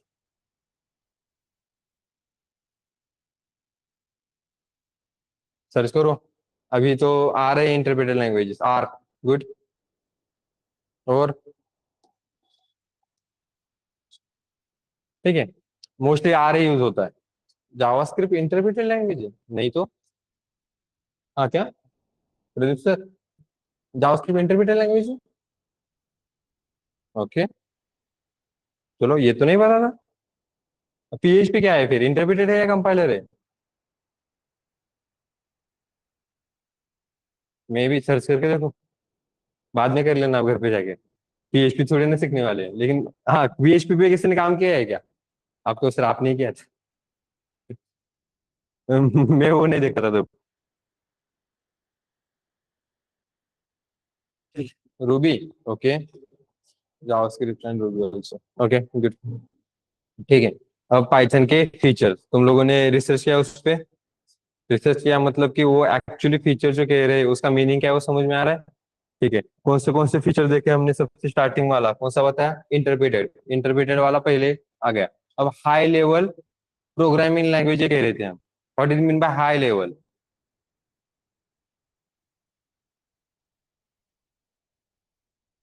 What is mean by high level programming language? High level मतलब कि जो ह्यूमन को इजीली अंडरस्टैंडेबल होते हैं। जितना इजीली अंडरस्टैंडेबल उतना वो हाई लेवल होंगे, और जितना अंडरस्टैंडेबल नहीं है उतना वो लो लेवल की तरफ चले जाएंगे। ह्यूमन का नेचर ही ऐसा है, वो लोमड़ी जैसा। जिस तरीके से वो लोमड़ी को अंगूर खट्टे थे, क्यों? क्योंकि लोमड़ी को अंगूर मिल नहीं रहे थे। बिल्कुल उसी तरीके से ह्यूमन को असेंबली लैंग्वेजेस, 0 1 0 बाइनरी लैंग्वेजेस नहीं आती है। नहीं आती है तो चलो लो लेवल लैंग्वेज। ये चेंज नहीं होगा, ये नेचर चेंज नहीं होता। तो लो लेवल लैंग्वेजेस कौन से होते हैं फिर? Binary languages. और हाई लेवल लैंग्वेज कौन से? अपने जैसे कि पीएचपी। फिर there will be some middle level languages also. Okay. जिस तरीके से मतलब सी को मिडिल लेवल लैंग्वेज कहा जाता है, हाई लेवल भी नहीं कहा जाता है, क्योंकि इजीली अंडरस्टैंडेबल भी इतनी नहीं है सी। समझने के लिए स्टार्टिंग में दिया जाता है सी, लेकिन इतना इजीली भी अंडरस्टैंड नहीं होता है, टाइम लगता है उसको। लेकिन पाइथन को अगर देखेंगे तो पाइथन को हाई लेवल क्यों कहेंगे? क्योंकि हम हमारे डेली लाइफ में जो वर्ड्स यूज करते हैं वही वर्ड्स पाइथन में यूज हो रहे हैं। वही थोड़े बहुत सेंटेंसेस है, बस सिंटैक्स थोड़ा सा, स्ट्रक्चर थोड़ा सा अलग है। अदरवाइज स्टेटमेंट्स वही बन रहे हैं। गेटिंग? तो अब हमारे डेली लाइफ में मतलब कि हम अपना मराठी वाले या हिंदी वाले भाषा के बारे में नहीं कह रहे, we are talking about the English. तो इंग्लिश लैंग्वेज में जो डेली वर्ड्स यूज किए जाते हैं, फॉर, इफ, वाइल, यही वहां पे यूज किए जा रहे हैं। गेटिंग? तो यहाँ तक क्लियर है? Human writable and readable language. Good. हाँ, now next, first high level वाला बता दिया मैंने।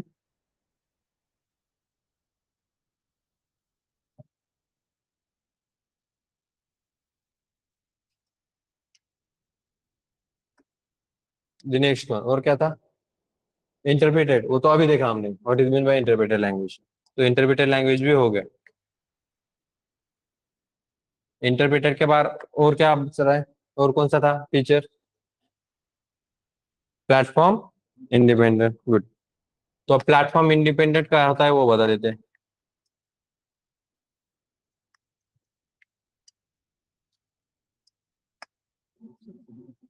बताओ, प्लेटफॉर्म इंडिपेंडेंट मतलब?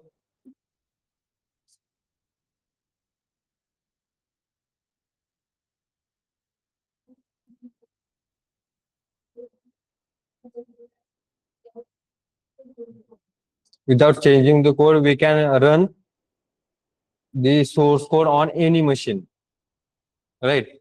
अभी एनी मशीन कहेंगे ना, क्योंकि सिस्टम कोई भी हो जाए। तो प्लेटफॉर्म इंडिपेंडेंट हो गया, ऐसा नहीं चाहिए कि मुझे ये कोड एग्जीक्यूट करने के लिए या रन करने के लिए बिल्कुल वही इंस्ट्रक्शन सेट चाहिए। ओके, ऐसा तो नहीं होगा। कोई भी ऑपरेटिंग सिस्टम पे वर्क होगा या कोई भी सिस्टम पे वर्क करेगा ये प्लेटफॉर्म इंडिपेंडेंट वाला, या इसको पोर्टेबल भी, पोर्टेबल तो नहीं कहूंगा, पोर्टेबल भी इसमें आएगा। ठीक है। तो अब ये होता कैसे, या ये रीजन भी क्यों दिया जा रहा है? सभी प्रोग्रामिंग अलग अलग तरीके से बिहेव करनी चाहिए, लेकिन ये फीचर कैसे बना? बिकॉज कि सिस्टम अलग अलग है, तो सिस्टम के अकॉर्डिंग टू उसको एग्जीक्यूट करने का तरीका भी अलग अलग होता है। जैसे कि एक सिस्टम ले लेते, ये एक सिस्टम है, इसमें operating system one and processor one. अब आप अगर यहाँ पर देखोगे, सभी के सभी लैपटॉप उठाओ, सभी की ऑपरेटिंग सिस्टम अलग होगी, कुछ ना कुछ तो भी वर्जन में चेंज होगा, या ऑपरेटिंग सिस्टम भी मैच हो गई तो प्रोसेसर तो मैच नहीं करेगा। इतने सारे प्रोसेसर है कि कुछ ना कुछ तो भी चेंजेस तो होगा। तो बहुत कम चांसेस है जिसमें ऑपरेटिंग सिस्टम एंड प्रोसेसर भी सेम हो जाए। गेटिंग? इसका मतलब क्या, हम अलग अलग तरीके से कोड लिखेंगे क्या सबके लिए? नहीं लिखेंगे। और वो लिखने का तरीका भी तो क्यों है? बिकॉज देखो, ऑपरेटिंग सिस्टम वन मतलब एक सिस्टम अगर लेंगे, ऑपरेटिंग सिस्टम एक अलग है, प्रोसेसर अलग है, तो इसको इंस्ट्रक्शंस मतलब कि तुम्हारे सोर्स कोड को एग्जीक्यूट करना है तो इसको बाइनरी में कन्वर्ट करना पड़ेगा। इसको बाइनरी में कन्वर्ट करने के लिए जो इंस्ट्रक्शन सेट्स यूज किए जाते हैं, तो ये instruction sets, suppose I1, I2, I3, I4, I5, I6, I7, इस तरीके से इंस्ट्रक्शन सेट्स ये वाला पीसी यूज कर रहा है। ओके, मतलब मैं जो भी इंस्ट्रक्शन है उसको मैं कुछ तो भी कोड दे रहा हूँ कि ये I1 है, ये I2 है, इस तरीके से इंस्ट्रक्शन वन। ओके, तो जो भी इंस्ट्रक्शन है उसको मैंने कोड दिया, I1, I2, I3, I4, I5, इस तरीके से। अब ये इंस्ट्रक्शन सेट कौन से है? फर्स्ट सिस्टम के, सिस्टम वन के। सिस्टम टू के अगर देखेंगे, तो बिकॉज कि वहां पे ऑपरेटिंग सिस्टम भी टू है और प्रोसेसर भी टू है, डिफरेंट टाइप का प्रोसेसर, उसका आर्किटेक्चर डिफरेंट होता है। ऑपरेटिंग सिस्टम है तो उसको एग्जीक्यूशन करने के लिए जो प्रोग्राम, मतलब ऑपरेटिंग सिस्टम और सभी प्रोग्राम से बने हैं, तो वो भी कुछ अलग तरीके से वर्क करेगी। तो वो भी अलग तरीके से वर्क करेगी, तो क्या इंस्ट्रक्शन सेट सेम रहेंगे क्या? नहीं। तो इसके लिए इंस्ट्रक्शन सेट्स में अगर देखेंगे, तो first instruction set as it is हो सकता है, सेकेंड भी एज इट इज हो सकता है, लेकिन आगे फिर बाद में चेंजेस हो सकते हैं, जिसमें INS 1, INS 2, INS 3, इस तरीके से अलग अलग इंस्ट्रक्शन सेट्स बनेंगे। फिर उसमें फिर I5, I6, INS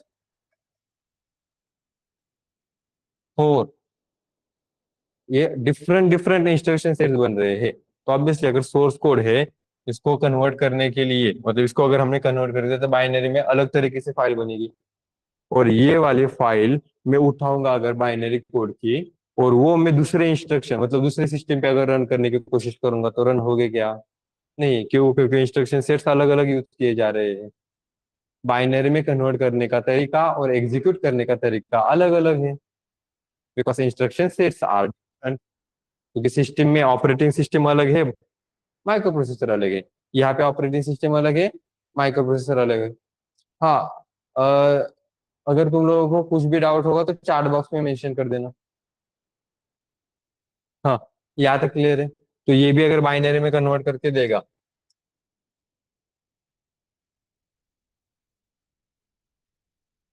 तो इसके भी अलग तरीके से एग्जीक्यूशन होंगे। और ये फाइल भी हमारे प्रीवियस वाली फाइल पे या प्रीवियस वाली सिस्टम पे वर्क नहीं करेगी। Second file will not work on first system. आया समझ में?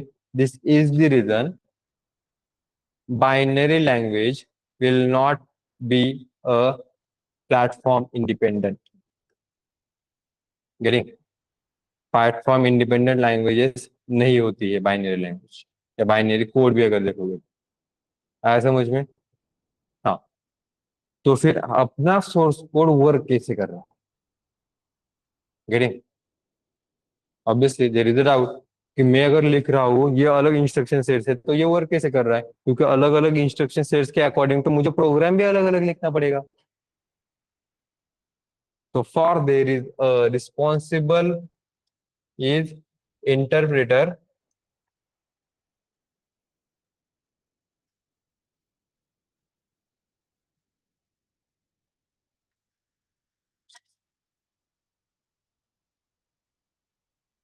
And kernel. इंटरप्रेटर क्या करेगा? ट्रांसलेट करेगा बाइनरी में। और कर्नल क्या करेगा? एग्जीक्यूट करेगा। ओके, तो ये सिस्टम के साथ एड ऑन हो जाते हैं। लेकिन स्टिल बाइनरी कोड कन्वर्ट करेगा तो एग्जीक्यूशन करने के लिए पाइथन कर्नल और पाइथन इंटरप्रेटर आते हैं। इसकी वजह से बाइनरी कोड भी अगर जनरेट हुआ तो वो भी अलग अलग ही जनरेट होता है। मतलब एक सिस्टम का बाइनरी कोड दूसरे सिस्टम पे वर्क नहीं करेगा।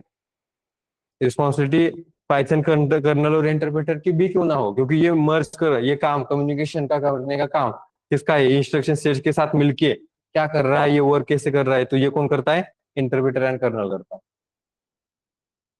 गेटिंग? इसकी वजह से तुम्हारी सोर्स कोड, तुम्हारी जो प्रोग्राम फाइल है, वो प्रोग्राम फाइल क्या होगी? कन्वर्ट होगी। बाइनरी कोड को मशीन कोड में कन्वर्ट नहीं। बाइनरी कोड ही मीन्स मशीन कोड, 0110 फॉर्मेट में। तुम जो सोच रहे हो दैट इज द डिफरेंट, वो बाइट कोड होता है। और तुम लोग अगर जावा वगैरह पढ़ के आए हो तो वो बाइट कोड होता है, बाइनरी कोड नहीं होता है। Byte code is different, binary code is different. तो बाइनरी कोड जो होता है वो वर्क नहीं करता है, बाइट कोड वर्क करता है। लेकिन पाइथन में बाइट कोड जनरेट ही नहीं होता है। पाइथन में बाइट कोड जनरेट नहीं होता है सिंपल सिंपल प्रोग्राम के लिए। हम आगे देखेंगे, हमें कोई भी बाइट कोड नहीं दिखेगा। हाँ, हम अगर कॉम्प्लेक्स प्रोग्राम करेंगे तब, मतलब कि मॉड्यूल्स एंड पैकेजेस, अलग अलग प्रोग्राम्स, अलग अलग फाइल्स पे काम करेंगे, तब एक फाइल जनरेट होती है। लेकिन उसमें भी प्योर पूरा का पूरा कोड नहीं होता है। तो हमारे पास बाइट कोड वाली फाइल जनरेट नहीं होती। Same like Java. जावा को अगर देखोगे तो जावा में जेवीएम है, देयर इज जेवीएम। जेवीएम क्या करता है? सोर्स कोड को बाइट कोड में कन्वर्ट करता है, बाइनरी में नहीं है। बाइट कोड में कन्वर्ट करेगा। वो जो उसका क्लास होता है, क्लास फाइल, वो बाइट कोड में होती है। और वो बाइट कोड दूसरे मशीन पे वर्क करता है। गेटिंग?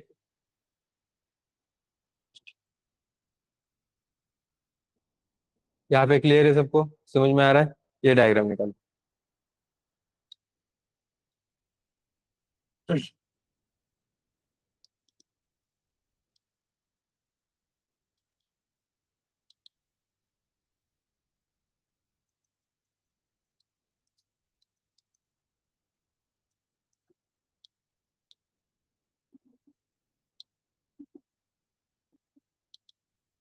कितने घंटे हो गए? 1 घंटा ही हो गया है ना? 1 आवर। 1 आवर में ही काउंट कम। अच्छा, तुम लोगों ने ऑफलाइन लिया, नहीं तो तुम लोगों को भी अगर कोई बोला था तो तुम भी चले करना। और एक्चुअल में ट्रूली वर्क करना पॉसिबल नहीं है। ऑनलाइन पे करते हैं लोग, लेकिन उतना सेल्फ कंट्रोल बिल्कुल भी नहीं होता। तो जो लोग यहाँ पे अवेलेबल है, जो एक्चुअली कंसिस्टेंसी के साथ कर रहे हैं ना, मैं उनको एक्चुअली अप्रिशिएट करना चाहता हूँ।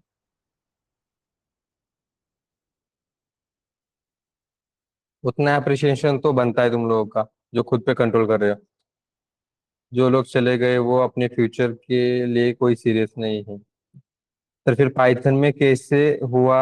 यहाँ तो कोई कॉमन फाइल जनरेट नहीं हो रही है जो सिस्टम पे चले। तो कॉमन फाइल होती ही नहीं है ना, हम तो कह रहे हैं मेरा सोर्स कोड कॉमन है। तो अगर सोर्स कोड कॉमन है तो वो तो सब जगह पे वर्क कर रहा है ना। तो हमारे पास कॉमन फाइल कौन सी है? Source code. Can you repeat the diagram? Diagram में क्या है? हमारे पास एक ऑपरेटिंग सिस्टम, मतलब एक सिस्टम है। उस सिस्टम सिस्टम वन में ऑपरेटिंग सिस्टम वन है और प्रोसेसर वन है, जो जिसके instruction sets I1 I2 I3 इस तरीके से। तो अगर हम सोर्स कोड उठाएंगे और उसको अगर हम कन्वर्ट कर एग्जीक्यूशन करने के लिए बाइनरी में अगर कन्वर्ट कर देंगे, तो कन्वर्ट करते समय क्या होगा फिर? कि इंस्ट्रक्शन सेट डिफरेंट होने की वजह से वो अलग तरीके से कन्वर्ट होगा और एग्जीक्यूट करेगा।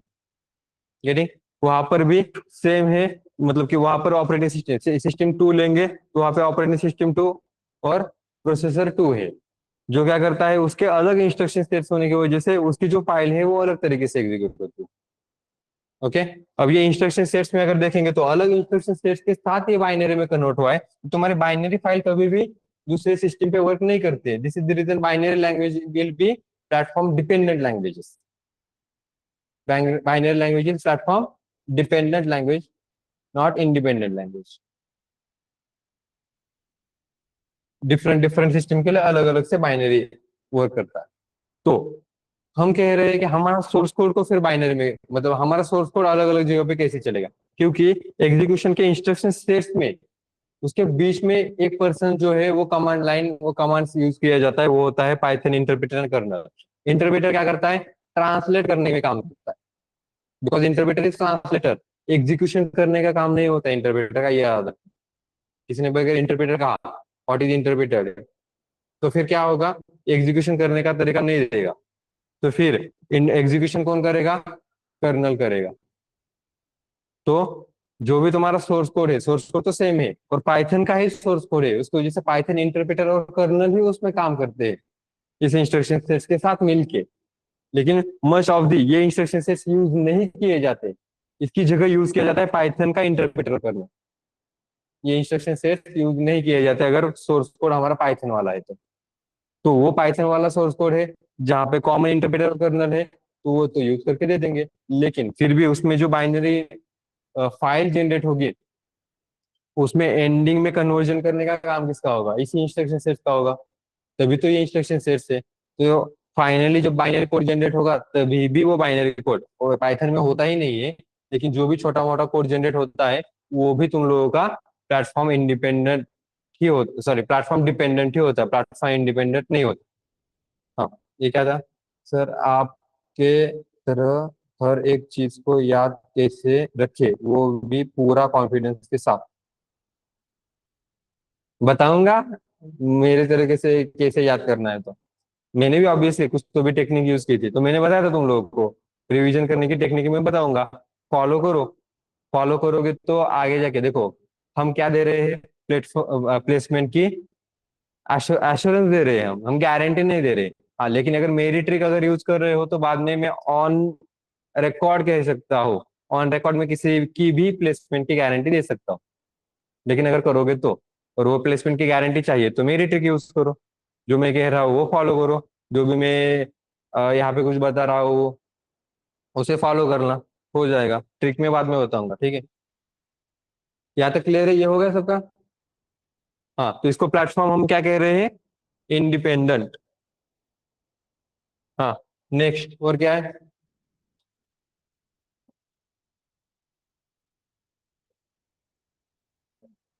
ऑब्जेक्ट ओरिएंटेड को रहने दो अभी। Object oriented is actually a system, एक कॉन्सेप्ट जो है जो ओपीएस कहा जाता है। ओपीएस मतलब ऑब्जेक्ट ओरिएंटेड प्रोग्रामिंग सर्विसेज या सिस्टम। वो अलग तरीके से बिहेव करता है, लेकिन उसको मैं जब ओपी पढ़ाऊंगा तब बताऊंगा, अभी नहीं, ठीक है? तो रहने दो अभी उसको। हाँ, और क्या है? पोर्टेबल। पोर्टेबल मतलब यही होगा ना, एक सिस्टम से दूसरी सिस्टम पे वर्क करना, वही होगा। General purpose. जनरल पर्पज मतलब क्या? एज अ आप प्रोग्रामिंग लैंग्वेज अगर देखोगे तो एज अ प्रोग्रामिंग लैंग्वेज आप क्या सोचते हो कि वो किस तरीके से यूज होना चाहिए, उसका पर्पस क्या चाहिए प्रोग्रामिंग लैंग्वेज का? सिस्टम डेवलपमेंट करने के लिए, सिस्टम सॉरी सॉफ्टवेयर डेवलपमेंट करने के लिए, वेब ऐप डेवलपमेंट करने के लिए। अब ये बेसिक जो चीजें है वही जनरल पर्पज लैंग्वेजेस में आएगा। एक्चुअली वो एक प्रोग्राम बाइनरी में, मतलब मैं कुछ इंस्ट्रक्शन सेट दे रहा हूँ, जनरल पर्पज मतलब कि मैं एक इंस्ट्रक्शन सेट दे रहा हूँ, वो सिस्टम ने एग्जीक्यूट करके देना चाहिए। ये होता है उसका जनरल पर्पज। यही जनरल पर्पज हम कह रहे हैं, हम तो एडवांस दे रहे हैं ना। तो ये जनरल पर्पज में आएगा, उसको नहीं नोट डाउन करके तो ये भी चलेगा। हाँ, डायनेमिक को मैं और डिटेल में बताऊंगा, लेकिन विथ सम कोड बताऊंगा। Write once run anywhere, portable means write once and run anywhere. उसको फिर प्लेटफॉर्म इंडिपेंडेंट नहीं कह सकते क्या? वो रहा राइट वंस रन एनीवेयर, तो हमने भी इसको राइट वंस किया और रन एनीवेयर कर सकते हैं ना, तो उसको प्लेटफॉर्म इंडिपेंडेंट नहीं कह सकते क्या? फिर वो कंबाइन हो रहा है। लेकिन हाँ, तुम अगर ऐसे कह रहे हो कि पोर्टेबल मीन्स, तो तुम मेंशन कर सकते हो, बढ़िया है ये। पोर्टेबल को अलग तरीके से मेंशन कर लेते हैं। तो पोर्टेबल मीन्स वो रहा write once and run anywhere. हाँ, ये क्वेश्चन का मैं टाइम दूंगा। मैं अभी कल मैंने वो कॉन्सेप्ट की वजह से रह गया था, लेकिन आज मैं टाइम दूंगा, क्योंकि आज वो थोड़ा सा जल्दी होगा, तो तुम्हारे बहुत सारे डाउट्स आज सॉल्व कर लेंगे। हाँ, और कौन सा बच्चा फिर? डायनेमिक में बहुत आता है, सिर्फ मैं ये नहीं कह सकते पाइथन इज डायनेमिक लैंग्वेज, क्योंकि डायनेमिक में ऐसे ऐसे कॉन्सेप्ट है वो अलग अलग तरीके से वर्क करते हैं। पाइथन में dynamic typing, dynamic binding, dynamic semantics होता है। तो पाइथन को सिर्फ डायनेमिक लैंग्वेज कहकर कहना मतलब कि बुरा मान जाएगा पाइथन पे। सोचो, तीन तीन डायनेमिक्स है, तो सिर्फ Python is not just dynamic, उसमें ये मेंशन करना पड़ेगा। Dynamic typing, dynamic binding, dynamic semantics, वो क्या है धीरे धीरे बताऊंगा। उसके लिए कुछ टेक्निकल पॉइंट्स हमें पता होने चाहिए। ठीक है, जैसे कि variables, values, tokens, program execution कैसे किया जाता है, मेमोरी एलोकेशन कैसे होती है, उसको बाद में। ठीक है। मेरी स्पीकिंग वीक है, क्या मैं आईटी में एंटर कर सकता हूँ? कौन सी स्पीकिंग वीक है? स्पीकिंग मतलब इंग्लिश स्पीकिंग वीक है या बोलना ही नहीं आता? यस मतलब क्या इंग्लिश स्पीकिंग वीक है ऐसा कह रहे हो क्या? इंग्लिश स्पीकिंग वीक है तो उसको हम कवर कर सकते हैं ना। अंडरस्टैंडिंग तो होती होगी ना। हाँ, इंग्लिश अंडरस्टैंड होता है, उतना अंडरस्टैंडिंग कर सकते हो इंग्लिश लैंग्वेज। अंडरस्टैंड कर सकते हो इसका मतलब ऑब्वियसली तुम लोग को आता है, बस तुम लोग को एनवायरमेंट नहीं मिल रहा है। एनवायरमेंट मतलब कि तुम लोग को, अगर तुम्हारे पास भी बाकी लोग जो इंग्लिश में बातें करने वाले होते, तो तुम लोग भी आपस में बात करके तुम लोग को वो प्रैक्टिस हो जाती। हमारा प्रॉब्लम है प्रैक्टिस का, हम बात नहीं करते। अंडरस्टैंडिंग इसकी वजह से होता है कि अंडरस्टैंडिंग है, समझ में आता है, क्योंकि उसकी आदत लग गई है हमें। या कुछ लोगों को वो आदत भी नहीं होती, जो लोग सबसे ज्यादा इंग्लिश से लड़ते हैं उनको वो भी आदत नहीं होती। कि जैसे मैं अगर कोई सपोज एक इंग्लिश मूवी लगा दूंगा, हॉलीवुड वाली, अरे अच्छी वाली, ये अलग से चल रहा है इनका। एक अच्छी वाली कोई इंग्लिश मूवी लगा दूंगा, इंग्लिश मूवी लगा दूंगा, तो फिर वहां पे जो इंग्लिश चालू कर दे, तो नहीं इंग्लिश वैसे नहीं चाहिए, इसको हिंदी में डब कर दे, हिंदी वाला वर्जन चालू कर। ऐसे होता है ना, क्योंकि डरते हैं लोग, उसकी वजह से प्रॉब्लम है। एनवायरमेंट इसकी वजह से ही तो काम में आता है। एनवायरमेंट अगर होगा, जिसके अभी बहुत सारे सेलिब्रिटीज देख रहे होंगे, जो स्टार्टिंग में उनको भी इंग्लिश बोलना नहीं आता, लेकिन उनको वो एनवायरमेंट मिला तो इंग्लिश बोलना चालू कर देते। मेरे साथ भी वही हो रहा था। इंग्लिश, मैंने तो वो एक कोर्स किया था मशीन लर्निंग का, कुछ 2017-18 में, machine learning, Python machine learning का। तो वो पाइथन मशीन लर्निंग का कोर्स टोटल इंग्लिश में था। अंडरस्टैंड तो हो रहा है, लेकिन मैं बात नहीं कर पा रहा हूँ। फर्स्ट टाइम जब मैंने बात की तो मैंने हिंदी और मराठी में बात की थी उनसे, उस टीचर से। हाँ, रिस्पॉन्स किया उन्होंने ऑब्वियसली, लेकिन हिंदी और मराठी में बात करना, सब लोग इंग्लिश में बात करे, एंड अलॉन्ग विद दैट ऐसा था कि सब लोग एक्सपीरियंस पर्सन थे, सभी के सभी एक्सपीरियंस पर्सन। एक बंदे का तो खुद का कंपनी है, finance company, stock stock market वाली कंपनी, और वो मशीन लर्निंग सीख रहा था। इंग्लिश, सभी को सभी इंग्लिश को आती है, तो ऑब्वियसली अब मेरा तो और डिमोटिवेशन चालू हो जाता है ना। लेकिन उस पर फिर वर्क करना चालू कर दिया धीरे धीरे। जब मैंने खुद एक आध दूसरा सेंटेंसेस बोलना चालू कर दिया, उसके बाद थोड़ा सा और डिटेल में चालू कर दिया, तो बात करना चालू कर दिया, तो अभी कोई प्रॉब्लम नहीं है। अभी अगर सेशन भी अगर इंग्लिश में लेना है तो हो सकता है। लेकिन कब एनवायरनमेंट मिला इसकी वजह से ना, उससे पहले एनवायरनमेंट नहीं था, लेकिन इंग्लिश नहीं आती थी ऐसा नहीं था, इंग्लिश आती है, बोलना नहीं आता क्योंकि वो प्रैक्टिस नहीं है उस तरीके से। हमारी जो जबान जिस तरीके से वो चलती है ना, वो नहीं आता है, प्रोनाउंसिएशंस नहीं होते, तो प्रोनाउंसिएशंस की वजह से वो प्रॉब्लम है। What we can do to improve English in online platform? कुछ नहीं, आपस में बातें करो इंग्लिश में। स्टार्टिंग में और लगेगा। अब एफसी रोड में बाहर तुम घूमो एक बार, घूमना चाहिए हाँ? घूमो एक बार एफसी रोड में बाहर में, दो मराठी पर्सन भी आपस में इंग्लिश में बातें करते हैं, उनको और लगता है क्या? नहीं लगता है। तो हमें भी अगर अपग्रेडेशन करना है तो आपस में इंग्लिश में बातें करनी चाहिए, तुम लोगों को भी करना चाहिए। अब स्टार्टिंग में तुम लोग मराठी में बातें करते थे, इसकी वजह से तुम्हारा कंफर्ट जोन है, एकदम से इंग्लिश में बातें करना चालू कर दिया तो वो अनकंफर्टेबल लगना चालू हो जाता है, और लगना चालू हो जाता है कि यार मैं क्या सेम पर्सन से ही बातें कर रहा हूँ क्या? वही है क्या तू? कहीं तेरा क्लोन तो नहीं, डुप्लीकेट तो नहीं है? ऐसे होता था। हम भी कॉलेज के टाइम पे इंग्लिश इंप्रूव करने के लिए ट्राई करते थे, नहीं होता था, क्योंकि वहां तो वो एनवायरनमेंट भी नहीं था। लेकिन अभी तो है ना, और अभी जरूरी भी है। जब तक जरूरत नहीं आती तब तक वहाँ इंसान काम नहीं करता है। अभी जरूरत है हमें, तो करो फिर। है कितने सारे स्टूडेंट्स है ऑनलाइन पे। हाँ, ऑनलाइन वाला एक सिनेरियो है कि उसमें हम एनवायरनमेंट ही नहीं दे पा रहे तुम लोगों को, तो आ जाओ ऑफलाइन पे। अब एनवायरनमेंट ही नहीं दे पा रहे तो मैं कुछ नहीं कर सकता उस पे। हाँ, what you can do is, online पे बहुत सारे एप्लीकेशन है, उस एप्लीकेशंस में इंग्लिश बात कर सकते हैं। मतलब कि कोई भी अननोन पर्सन है, आपको जज भी नहीं करेगा, और जज कर भी लिया तो क्या करोगे? क्या ही करेगा बाद में? वो उसको पता नहीं मैं क्या रहता हूँ, मुझे पता नहीं वो क्या रहता है, तो वो यूज कर लो। एंड वन मोर, जो मतलब कि किसी का इंटरेक्शन की जरूरत नहीं पड़ती है, एंड दैट थिंग इज कि आपके पास मिरर तो होगा। अब मिरर सामने लगा लो, थोड़ा सा बड़ा मिरर ले लेना, मतलब कि वो मेकअप वाला मत लेना तुम लोग, ठीक है? एक 100 रुपीज का एक बड़ा मिरर होता है ना, जिसमें थोड़ा सा पूरा पोस्टर दिखता है अपना, ऐसे वाला मिरर ले लेना। एक पैसेज ले लेना, इंग्लिश वाले पैसेजेस, डेली डेली सामने ऐसे रखो मिरर में, आपस में जब भी तुम वो बड़े मतलब कि बड़ी आवाज में बोलना, वो लाउडली बोलना, और वो बस रीड करने हैं हमें। स्टार्टिंग में रीड भी करोगे ना तो इम्प्रूवमेंट हो जाती है, 15 दिन में तुम्हें समझ में आएगा कि अगर मैं डेली ये आधे घंटे तक भी रीड कर रहा हूँ, खुद को आई कांटेक्ट करके, मिरर में खुद को ही आई कांटेक्ट करके कर रहा हूँ, तो मेरी इंग्लिश और इम्प्रूव हो रही है। ये 15 दिन में ही रिजल्ट समझ में आता है। 15 दिन में नहीं हुआ तो पैसा वो मतलब कि क्या कहते हैं वो, फेयर एंड लवली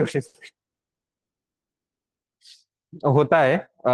मतलब कि मैंने ट्राई किया था, मुझ पे वर्क किया था, तुम लोगों में से भी सब पे शायद वर्क नहीं करेगा, अलग अलग बिहेवियर है, लेकिन मेजोरिटी में तो वर्क करेगा। गेटिंग? तो वो ट्राई करो, अभी इतने सारे काम है। हाँ, अभी एक बात एक और, कि तुम लोगों को अगर सेंटेंस ही बनाना ही नहीं आता तो क्या ही कर सकते हो? इसका मतलब इंग्लिश स्पीकिंग कोर्स लगाओ फिर। अगर तुम लोगों को वो फॉर्मूलाज पता नहीं है स्टेटमेंट्स के, पास्ट टेंस, फ्यूचर टेंस, तो उसके जो फॉर्मूलाज होते हैं, सब्जेक्ट प्लस ऑब्जेक्ट करो एंड ऑल, वही पता नहीं है तो उसके लिए तो कोर्स लगाना पड़ेगा। कोर्स भी लगाने की जरूरत नहीं, यूट्यूब से ढूंढ के निकालो वो फॉर्मूलाज, वो कैसे बनाते हैं, और उस पर वर्क ऑन करो, हो गया काम। बोलना मतलब प्रैक्टिस, और वो स्टेटमेंट बनाना, उतना भी अगर आ गया तो काम खत्म। बाकी हमें एबीसीडी से स्टार्ट नहीं करना है। कम बैक होगा तो बहुत बढ़िया तरीके से कम बैक होगा, स्टार्टिंग से कम बैक होगा। अब तो एबीसीडी पढ़ रहा है, A for apple, B for ball.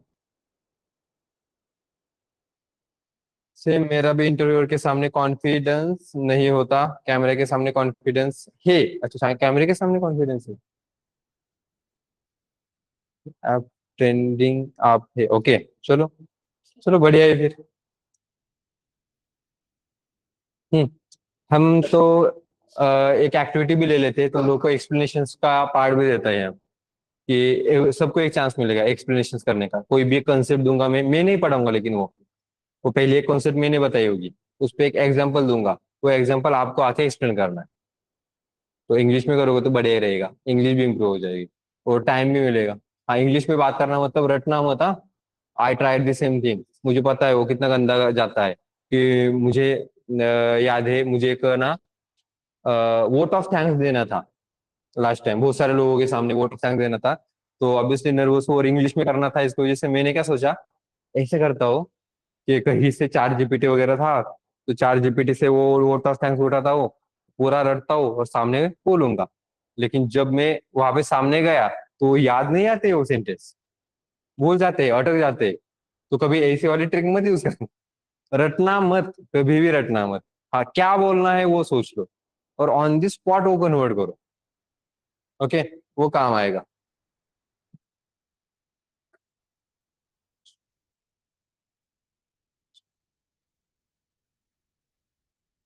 How sir, how much, अच्छा टाइम, कितने टाइम में कोर थिंग्स को लर्न कर सकते हो।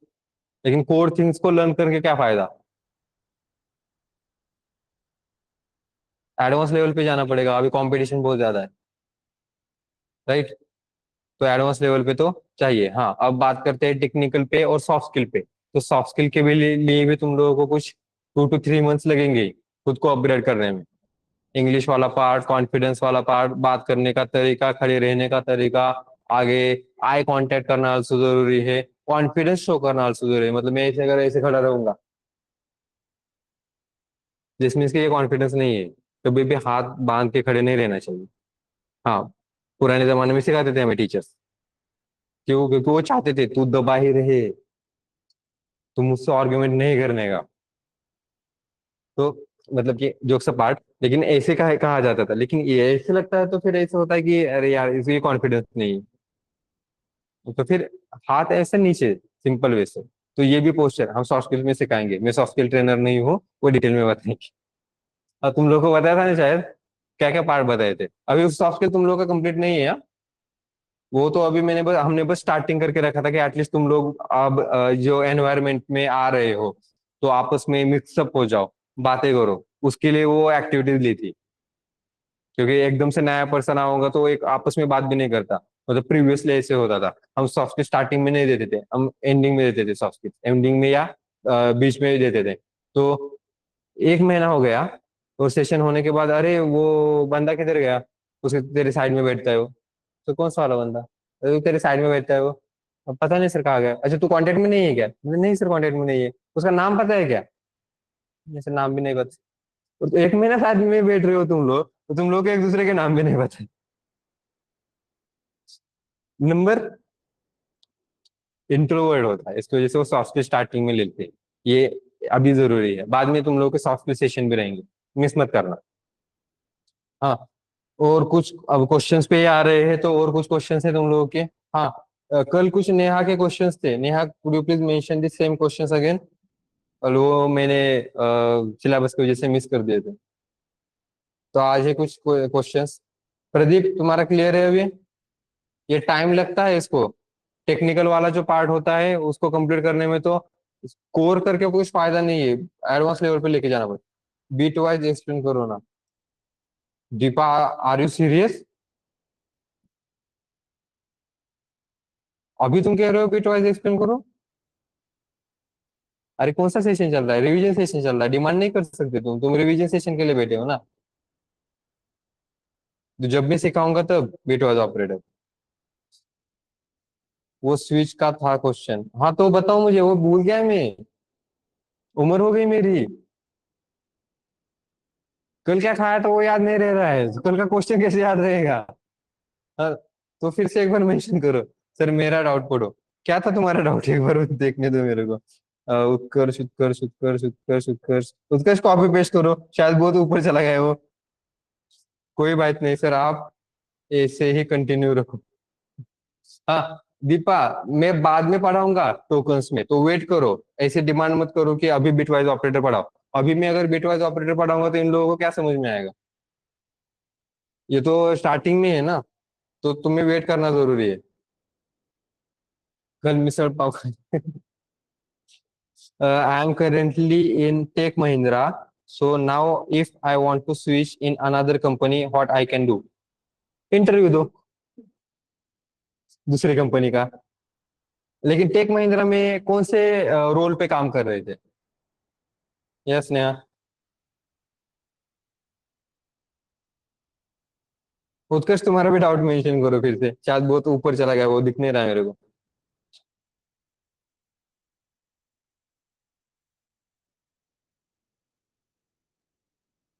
यस नेहा, कौन से रोल पे काम कर रहे हो? आईटी, नॉन आईटी, मतलब डेवलपर, टेस्टर या डेटा एनालिटिक्स, कौन से रोल पे काम कर रहे हो?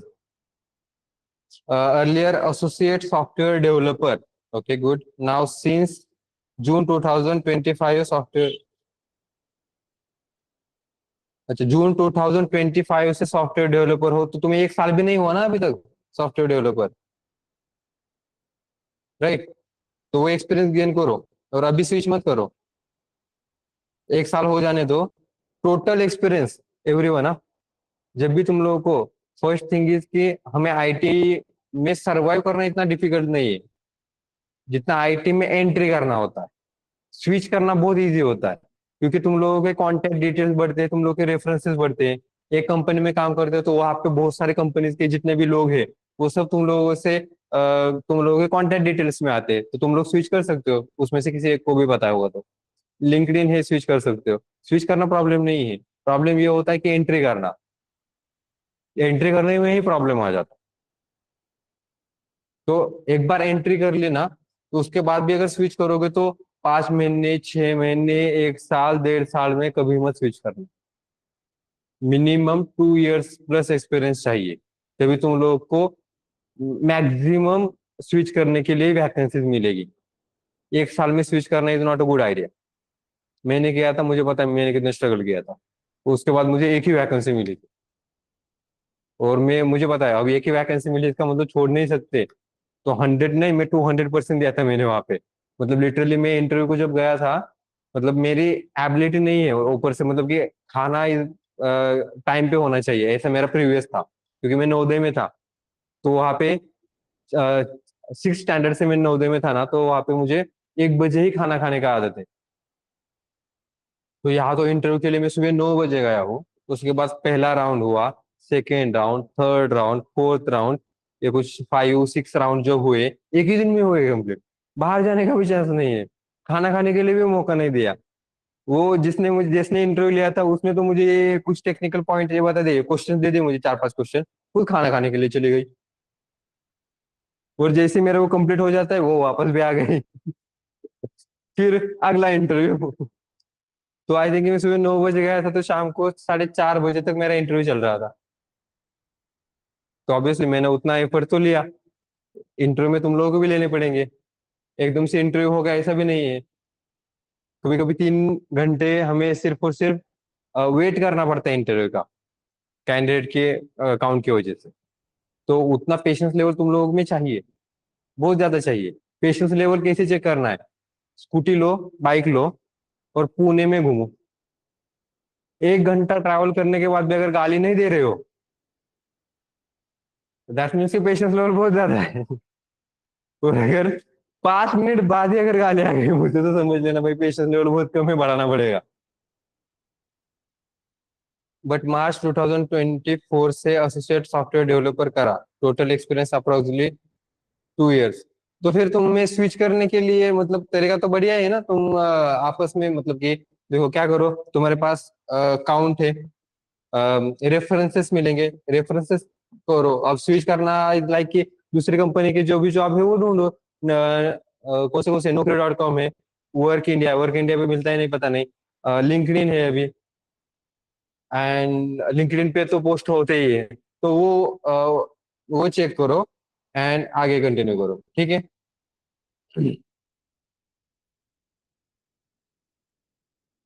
I am not demanding to you, but just requesting to you. In the previous class, you have taken bitwise something like 0011, and that code I didn't understand, and I will share screenshot on WhatsApp. I have, हाँ वही तो कह रहा हूँ मैं, bitwise operator हम कब लेते हैं? अभी तो मैं बेसिक पे ही लेके जा रहा हूँ। बिटवाइज ऑपरेटर मैंने कब पढ़ाया था? जब मैं प्रोग्रामिंग करना सिखा रहा था तुम लोगों को, मैं टोकन सिखा रहा था तब पढ़ाया था। टोकन्स के बारे में इन लोगों को इंस्टॉलेशन ही नहीं हो रहा है, तो यहाँ पे नहीं लेंगे, तो तुम्हें वेट करना पड़ेगा ऐसी चीजों को। तो तुम्हें ऑलरेडी पता है कि स्टार्टिंग से लेके एंड तक जिस तरीके से हम लेते हैं, तो वो कौन से टाइम पे लेते हैं। फर्स्ट सेशन का कैसे हुआ था, तो कंप्यूटर कंपोनेंट्स ऑफ कंप्यूटर लेते हैं। सेकेंड सेशन में हमने यही इंट्रोडक्शन टू पाइथन ऐसे लिया था। उसके बाद इंस्टॉलेशन वाला पार्ट, फिर हमने इंस्टॉलेशन के बाद फिर टोकन्स वगैरह ऐड ऑन कर दिए थे, बेसिक प्रोग्रामिंग हमने देखना चालू कर दिया था। तो टोकन्स लेते हैं, टोकन्स में हमने वेरिएबल्स आइडेंटिफायर्स ये कंप्लीट करना चालू कर दिया था, और उसके बाद एंड में हमने ऑपरेटर्स लिए थे, और उसमें फिर आया था बिटवाइज ऑपरेटर। कितनी लेंदी जर्नी, इसकी वजह से मैं कह रहा हूँ। ठीक है, तो ये बिटवाइज ऑपरेटर लाइक ये ऐसे हो रहा है फिर। हम्म। सर इस week mathematics is a problem in IT field. Mathematics problem है, बेसिक चीजें तो आनी चाहिए।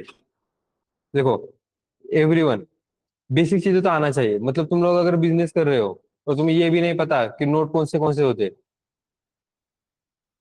या कि ऐसे गिना जाता है, बेसिक अरिथमेटिक ऑपरेशन तो आना चाहिए ना। तो जितना 8 स्टैंडर्ड तक तुम लोगों को सिखाया होगा, उतना भी अगर आता है तो इनफ है।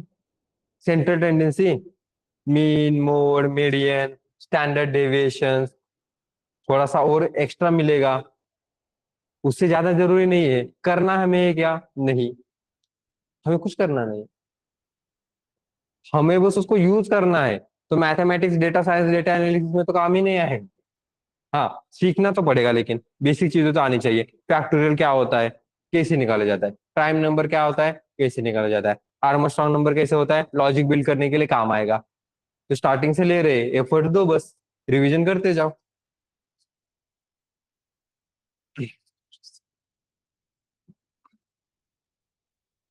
ऑब्वियसली जॉब स्विच करते समय एक्सपीरियंस भी देखा जाएगा ना, ऐसे कैसे नहीं देखा जाएगा। बैकग्राउंड एजुकेशन भी देखते हैं क्या, नहीं एक्सपीरियंस देखते हैं। अगर तुम एक्सपीरियंस पर्सन हो तो एक्सपीरियंस देखते हैं। तो तुम अगर फ्रेशर हो, तो कुछ कंपनी में जहाँ पे डिमांडिंग ज्यादा होती है, जहाँ पे एप्लीकेंट्स ज्यादा होते हैं, वहां पे फिर तुम लोगों के कुछ गाइडेंस, मतलब कि गाइडलाइन होती है उनकी, like criteria and all. 60% criteria, then background should be in IT, IT से डिग्री होनी चाहिए। क्यों? क्योंकि उनको वो काउंट जो है वो कम करना पड़ता है, उसकी वजह से। और तो उसकी वजह से स्टार्टअप कंपनी में ज्वाइन कर लो। स्टार्टअप कंपनियां मोस्टली तुम लोगों को वो क्राइटेरिया नहीं प्रोवाइड करती है। And along with that first bit में भी अगर हम देखेंगे तो हम तो ऑलरेडी दे रहे हैं, तो तुम्हें टेंशन लेने की जरूरत नहीं है। हाँ, बस इतना है कि 10 वैकेंसीज अगर आ रहे हैं, ऑब्वियसली 5 क्राइटेरिया वाले होंगे, 5 नॉन क्राइटेरिया वाले होंगे। इसलिए कि हम कन्विंस करते हैं बहुत सारे लोगों को कि क्राइटेरिया मत रखो। वो अगर कन्विंस हो जाएंगे तो वो नहीं रखेंगे, और अगर वो कन्विंस नहीं होगे तो ऑब्वियसली उनका क्राइटेरिया हमें मानना पड़ेगा। तो क्राइटेरिया में हो गए, मतलब 10 वैकेंसीज अगर दे रहे हैं, तो तुम जो जिसका क्राइटेरिया में बैठ रहा है उससे कंपेयर नहीं कर सकते, उसको 10 मिले और मुझे 3 ही क्यों मिले, क्योंकि तू क्राइटेरिया में नहीं बैठ रहा है।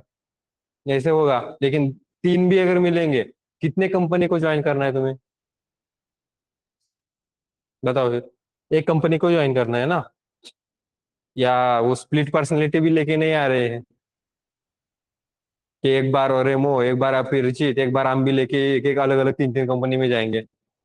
नहीं करेंगे ना, एक ही कंपनी में जाना है ना। तो वैकेंसी की कितनी जरूरत पड़ेगी, एक ही कंपनी की। तो उतना प्रोफेशनल बनो कि सर आप बस एक वैकेंसी देके दिखाओ, प्लेस होना मेरा काम है। उतना कॉन्फिडेंस बिल्ड करके लाना है, उसकी वजह से तो ये 6 मंथ का पीरियड है। यही तो चाहिए, बस एक वैकेंसी। वो भिखारी मूवी देखी है क्या सर? फक्त एक, बापा, फक्त एक। जिन लोगों ने वो भिखारी मूवी देखी उनको पता है। अरे ये क्यों पूछ रहे हो मुझे, एक्सपीरियंस वालों का इंटरव्यू किस टाइप का होता है? तो पहले फ्रेशर को ज्वाइन तो कर ले। As a fresher which things is important, practical और theoretical explanation in interview both. Practical और थ्योरेटिकल दोनों आना चाहिए, प्रेशर है तो। क्योंकि स्टार्टिंग में कंपटीशन ज्यादा नहीं होता था, तो वो बेसिक बेसिक चीजें पे भी लेते थे। तो बेसिक तो तुम्हें 100% आना चाहिए। जो मैं कोड पाइथन फाउंडेशन लूंगा, मतलब अभी जो हमारा पाइथन का एक स्टेज चल रहा है, that is the core Python foundation stage. Foundation मतलब क्या, कि जिस तरीके से हाउस बिल्ड करते समय फाउंडेशन एकदम स्ट्रांग होना चाहिए, बिल्कुल उसी तरीके से तुम लोगों को जो मैं स्टार्टिंग से पढ़ा रहा हूँ फाउंडेशन स्टेज तक, वो स्ट्रांग होना चाहिए, 100% आना चाहिए। एक गलती भी नहीं करनी चाहिए, और बाकी वाले पार्ट्स तो एड ऑन होते ही जाएंगे। तो उसमें थेरोटिकल भी क्वेश्चंस आएंगे और प्रैक्टिकल भी क्वेश्चंस आएंगे। तो ये तो क्वेश्चन ही नहीं बन रहा, क्योंकि टेक्निकल इंटरव्यू के राउंड अलग अलग होते हैं। एक फेस टू फेस इंटरव्यू होता है, जहाँ पे तुम लोग को ओरली क्वेश्चन पूछा जाएगा, तो वहाँ पे थियोरेटिकली एक्सप्लेन करना पड़ेगा। और अगर प्रोग्रामिंग बढ़िया है तो तुम प्रोग्राम भी एक्सप्लेन कर सकते हो उसको, लेकिन थियोरेटिकल पे ज्यादा फोकस पड़ेगा।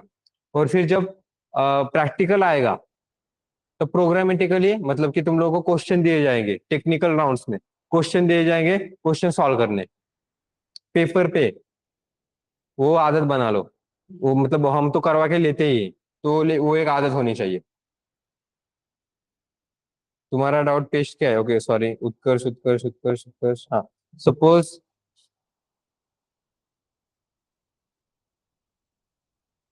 Suppose we are developing soft python develop,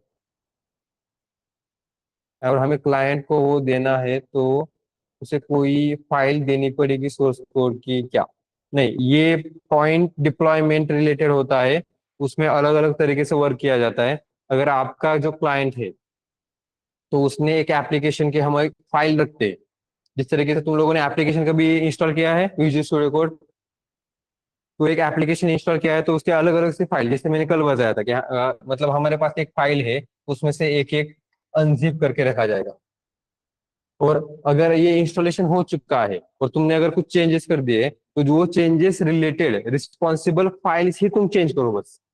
तो डबल इंस्टॉलेशन देने की जरूरत नहीं पड़ी, ये एक सिनारियो है। दूसरा सिनारियो ये है कि हमारे इंस्टॉलेशन करने के लिए हम अलग से वापस दूसरी एक फाइल बनाते हैं, जो क्या करता है, ये अनजिप करके चेंज करने की जरूरत नहीं है, वहां पे डायरेक्टली उस फाइल को डबल क्लिक करो, वो अपडेट करके देगा। That updation process is there, company के अकॉर्डिंग टू चेंज होगा। ये एमएनसी कंपनी में एप्लीकेशन बना के दिया जाता है, और स्टार्टअप्स वगैरह कंपनी में जहाँ पे कुछ बेसिक मैनेजमेंट ठीक से नहीं है, वहां पे फाइल्स रिप्लेस की जाती है। वो दोनों अलग अलग तरीके से वर्क करता है। गेटिंग? हाँ, इसके बाद कुछ बचा है क्या? फिर हाँ दीपा, तुम्हारा डाउट क्लियर है ना? मतलब मैं बाद में लूंगा, so don't worry about it, आएगा ये वापस। सर मैथमेटिक्स हो गया, job switch experience and all ये हो गया। देन एंड ऑल्सो आपने कल कुछ फ्लास्क एंड जांगो का बताया था मुझे, जिससे क्लास रेफरल दिया था, उसने बताया कि एलएमएस से करना का जो इजी जाता, किस लैंग्वेज में बोल रहे करने का, जो इजी जाता करना, मीन्स उसको इजी गया। हाँ, एलएमएस मतलब कि लर्निंग मैनेजमेंट सिस्टम जो हम कहते हैं, उस पे हमारे प्रीवियसली जो फ्लास्क और जांगो के सेशंस हुए थे, उसके रिकॉर्डिंग्स अवेलेबल है। तो तुम लोग को कम टाइम है, रिकॉर्डिंग ही है, तो तुम लोग एक दिन में दो तीन भी देख सकते हो, सेशन वाइज भी नहीं होता, तो लिमिटेशन वाला टाइम भी नहीं आता है। एक दिन में दो तीन रिकॉर्डिंग देखी, दूसरे दिन में दो तीन रिकॉर्डिंग देखी, तो कम टाइम में भी हो जाएगा। तो एलएमएस वर्क कर लेगा। हाँ उत्कर्ष, तुम्हारा डाउट क्लियर है ना?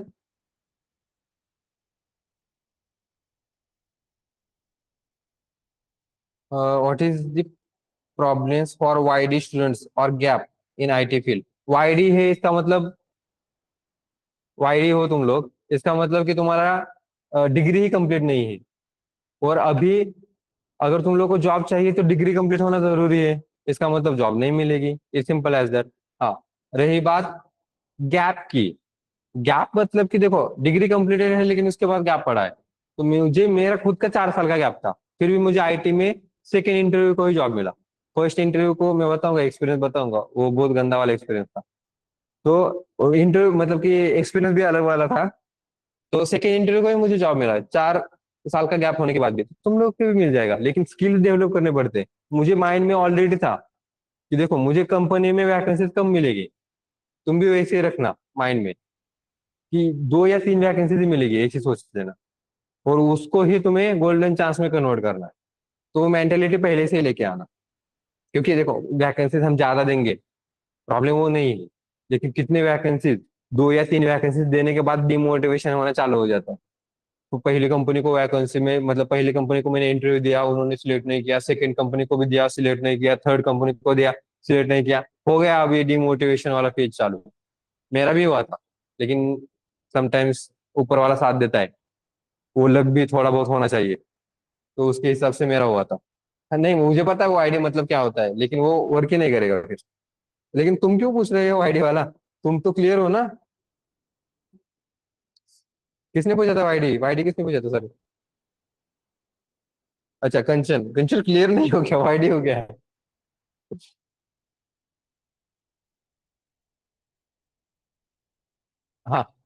और क्या है? ऑफलाइन में आके पूछता हूँ। तो ऑफलाइन आएगा, आ जाओ ऑफलाइन। सर मेरा एजीपी 6 से कम आने वाला है, तूने पहले से डिसाइड किया? तो मुझे जॉब लग सकती है क्या? हाँ, लग सकती है, लेकिन स्ट्रगल ज्यादा करने पड़ेंगे। अब सिनारियो ये है कि तुम लोग रेज्यूमे देते हो ना, सीवी देते हो, सीवी में जैसे ही दिखता है 6 से कम है सीजीपीए, दैट मीन्स कि कॉलेज में बढ़िया नहीं किया। कॉलेज में, कॉलेज ही नहीं किया ऐसा समझ लो, फिर ऐसा होता है। तो अगर कॉलेज ही नहीं किया, इसका मतलब एक्सपेक्टेशंस वही गए, एक मेंटेलिटी वही हो गई, जजमेंट होना चालू हो जाता है कि यार ये तो बढ़िया कैंडिडेट नहीं है। तो फिर तुम ऑब्वियसली कन्विंस करना पड़ेगा ना कि yes I am the right candidate for that role. तो कन्विंस कैसे करोगे? आंसर प्रोवाइड करके, इंटरव्यू बढ़िया दे दो, जितना पूछा जा रहा है एकदम डिटेल में एक्सप्लेनेशन दे देना, परफेक्ट इंग्लिश के साथ एक्सप्लेन दे देना, क्यों नहीं सिलेक्ट करेंगे? ऑब्वियसली सिलेक्ट करेंगे। तो फिर यहाँ पे एसजीपी वगैरह मैटर करेगी क्या? नहीं। तो प्रॉब्लम भी नहीं आएगा तुम लोग को, अगर इंटरव्यू के लिए देने के लिए, मतलब कि इंटरव्यू के लिए बुला रहे हैं, दैट मीन्स कि वहीं पे 50% तो तुम लोग लड़ाई जीत गए, क्योंकि वही नहीं मिलता है चांस। मुझे 2018 में वैसे ही हुआ था, मशीन लर्निंग कंप्लीटेड है, लेकिन मशीन लर्निंग पे जो प्रोजेक्ट चल रहे थे वो एक्सपीरियंस पर्सन को मिल रहे थे, फ्रेशर्स को मिल ही नहीं रहे थे। फ्रेशर्स को तो अभी चांस मिलना चालू हो गया, गलत टाइम पे हुआ। रावण मूवी देखिए, रावण में जो वीएफएक्स, तब पुराने टाइम पे जब रावण मूवी आई थी शाहरुख खान वाली, वीएफएक्स के बारे में कौन बोलता था क्या? नहीं बोलता था। अभी वीएफएक्स के बारे में बोलते हैं। तो अभी अगर वो सेम वीएफएक्स आते तो ऑब्वियसली कितना हाइप पे जाती हो। तब गई थी, लेकिन तब उतनी नहीं गई थी। टाइमिंग भी जरूरी होता है। I might be available at Pune this Saturday, is it possible to meet face to face this Saturday? Timing देख लेना एक बार। ओके नेहा, मतलब मुझसे पूछ लेना, व्हाट्सएप पे पहले मैसेज कर देना, तो टाइमिंग देख लेते हैं एक बार। क्योंकि मुझे मीटिंग्स होती है, एंड बहुत सारे शेड्यूल्स होते हैं, मॉक होते हैं सैटरडे। मतलब हमारा, तुम लोगों का सैटरडे बढ़िया रहेगा, हमारा सैटरडे वर्कलोड में ही जाता है। मतलब जहाँ पे हम मंडे टू फ्राइडे जितना काम नहीं करते, उतना ज्यादा हम सैटरडे में काम करते हैं, तो उसकी वजह से थोड़ा सा वो चेक कर लेना। तुम लोग के डाउट्स होंगे तो डेली जितना पूछोगे, जितना आंसर आएगा सैटरडे में नहीं आएगा, उल्टा। हाँ, और कुछ क्वेश्चन है सर, लेकिन अगर वो वही रिजेक्ट कर दिए, फिर कैसे इंटरव्यू देंगे? तो रिजेक्ट क्यों करेंगे? अगर तुम लोग को इंटरव्यू के लिए बुला रहे हैं और ऑब्वियसली क्राइटेरिया नहीं रख रहे, तो इंटरव्यू लेंगे, वो रिजेक्ट नहीं करेंगे सीजीपीए देख के। मूवी की रावण अगर पिक्चर आती तो अच्छा कलेक्शन कर पाती। शाहरुख खान की, उसकी आयुष होती है ना, अपना क्या। हाँ, और कुछ क्वेश्चन है क्या? आज डाउट सॉल्विंग सेशन जानबूझ के मैंने उसकी वजह से रखा। ओके, और भी बहुत सारे क्वेश्चन है। सर नाउ अडेज कॉलेज टीचर्स कुछ पढ़ा भी नहीं रहे, 90% तो हमको ही करना पड़ता, वो पीपीटी के थ्रू पढ़ते, उसमें भी फुल नोट्स नहीं रहता। इसमें मैं क्या करूँगा? कॉलेज के प्रिंसिपल को बोलो एक बार। कॉलेज के प्रिंसिपल को बोलो। वो नहीं पढ़ा रहे तो उनको फिर बोलो, तुम वहां पे आंदोलन करो, हमारी मांगे पूरी करो, अंग्रेजों भारत छोड़ो। करो आंदोलन। Where can we get this course calendar? नहीं, अभी नहीं मिलेगा। अभी तुम लोग को रोड मैप आएगा तो कब आता है? जब तुम लोगों का रिफंड प्रोसेस कंप्लीट हो जाता है, मतलब कि डेमो सेशन खत्म होने के बाद तुम लोगों को क्या मिलेगा? रोड मैप मिलेगा। एकदम स्टार्टिंग में नहीं मिलते, क्योंकि स्टार्टिंग में कुछ चेंजेस डेविएशंस वगैरह होते हैं, उसकी वजह से। आप भी स्टूडेंट अटेंडेंस, सर आज भी स्टूडेंट्स अटेंडेंस देना पड़ेगा, यस। स्टूडेंट वो वाला भेज दो फिर से फॉर्म।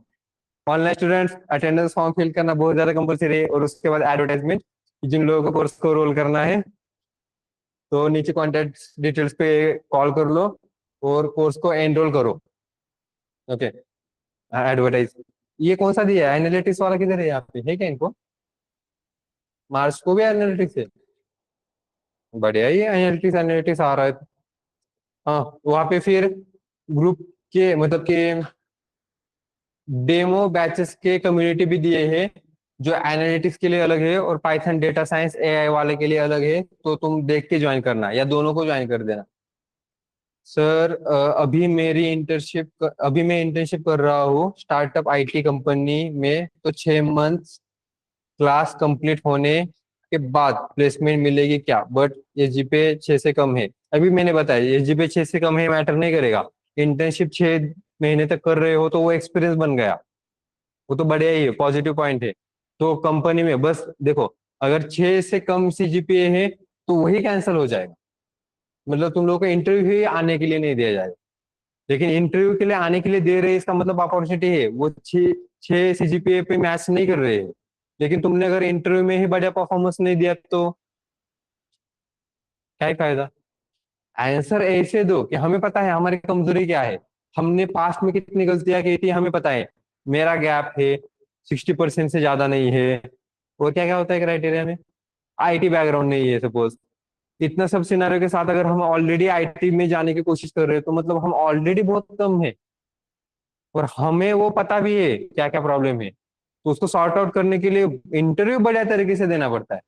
जितना बढ़िया इंटरव्यू दोगे उतना सिलेक्शन के चांसेस बढ़ जाते हैं, और उसी के साथ साथ पैकेजेस भी बढ़ता है, याद रखना।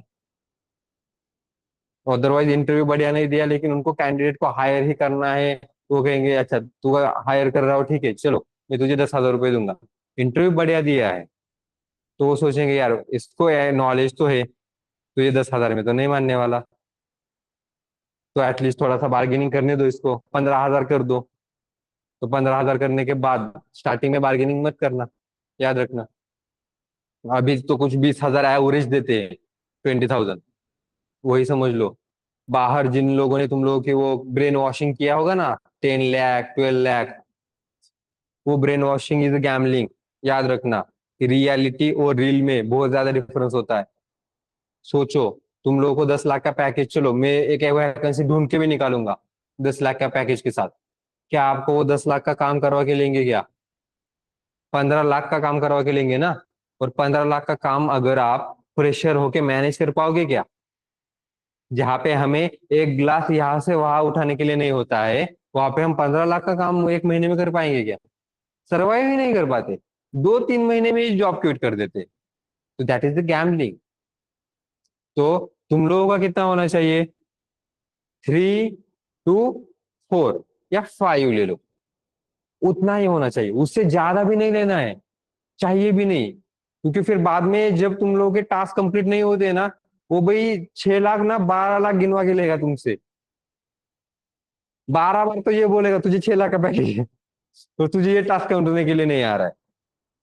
पहले तो कंपनी में, कॉर्पोरेट में ऐसे होता है, कॉर्पोरेट में तुम लोग जॉब नहीं कर रहे हो, खुद को बेच रहे हो लिटरली 9 घंटे के लिए, लिटरली कह रहा हूं मैं। क्योंकि 9 घंटे तो वो ऐसे ऐसे काम में करवा के लेंगे ना, वही सोचो ही मत। इंटर्न अगर हो तो भैया गए हो, इंटर्न को तो वो जेरोक्स करने के लिए भी दे करना पड़ता है, जब तक एक्सपीरियंस गेन नहीं कर रहे हो। 2 साल का एक्सपीरियंस गेन करो और फिर बोलो चलो अपने 10 लाख से पीछे नहीं हटूंगा। स्किल्स उतने हैं तो देना पड़ेगा आगे वाले को। लेकिन कब डिमांड कर सकते हो, बढ़िया एक्सपीरियंस है तब। बढ़िया एक्सपीरियंस नहीं है तब डिमांड करने की कोशिश करोगे तो नहीं होगा। सैलरी देखना चाहिए क्या, अभी बताया मैंने, स्टार्टिंग में सैलरी नहीं देखनी चाहिए, जितना जॉब लगता है लग जाओ, फिर उसमें तुम लोग दिखाओ तुम कितने प्रोफेशनल हो, कितने हार्ड वर्किंग हो। परफॉर्मेंस बढ़िया दोगे तो ऑब्वियसली वो सैलरी दे देंगे। लेकिन हायर करने का तरीका भी उन्होंने चेंज कर दिया। कंपनी में पहले डायरेक्टली ऑन रोल किया जाता था, ट्रेनी, डेवलपर। अभी नहीं होता, अभी इंटर्न करके लेते हैं, क्यों? क्योंकि उनको रिस्क ही नहीं लेनी है। अगर ट्रेनी लिया इसका मतलब उसको पूरे एम्प्लॉय पे, एम्प्लॉय को जितने भी हम सुख सुविधाएं देते हैं, जैसा जितने भी पॉइंट्स होते हैं एम्प्लॉय के, उनको एकदम से नहीं निकाला जाता, नोटिस एंड ऑल ये सब चीजें होती है एंड ऑल, ये सब वहां पे फिर इंटर्न को भी देना पड़ता था स्टार्टिंग में। जबकि इंटर्न उतना परफॉर्म नहीं करना पड़ता, नहीं करता है। तो फिर क्या करते हैं, वो पहले इंटर्न करके हायर करते हैं। तो तुम लोग को भी मोस्टली अभी तो ऐसा ही है, 90% कंपनियां तुम लोगों को इंटर्न करके हायर करेगी। परफॉर्मेंस बढ़िया रहेगा तुम लोग तभी तुम लोग वहां पे टिकोगे, अदरवाइज नहीं टिकोगे। ये रियलिटी है। और गैम्बलिंग मैंने बता दिया, जो ब्रेन वॉश तुम लोगों का किया होगा, तुम लोग ने जो 10 लाख 20 लाख देख के आए होगे, आईटी में जाना है क्यों, क्योंकि पैकेज बहुत बढ़िया है। अरे हे पैकेज बढ़िया, लेकिन स्टार्टिंग में नहीं होता है। स्टार्टिंग में वेट करो, थोड़ा सा स्किल्स डेवलप करो और फिर मांगो ना। 2 साल तक बहुत कुछ कमाओ। पाइथन, जावा, सी, C++, PF development, data analysis, data science, AWS, DevOps, करो स्किल्स डेवलप।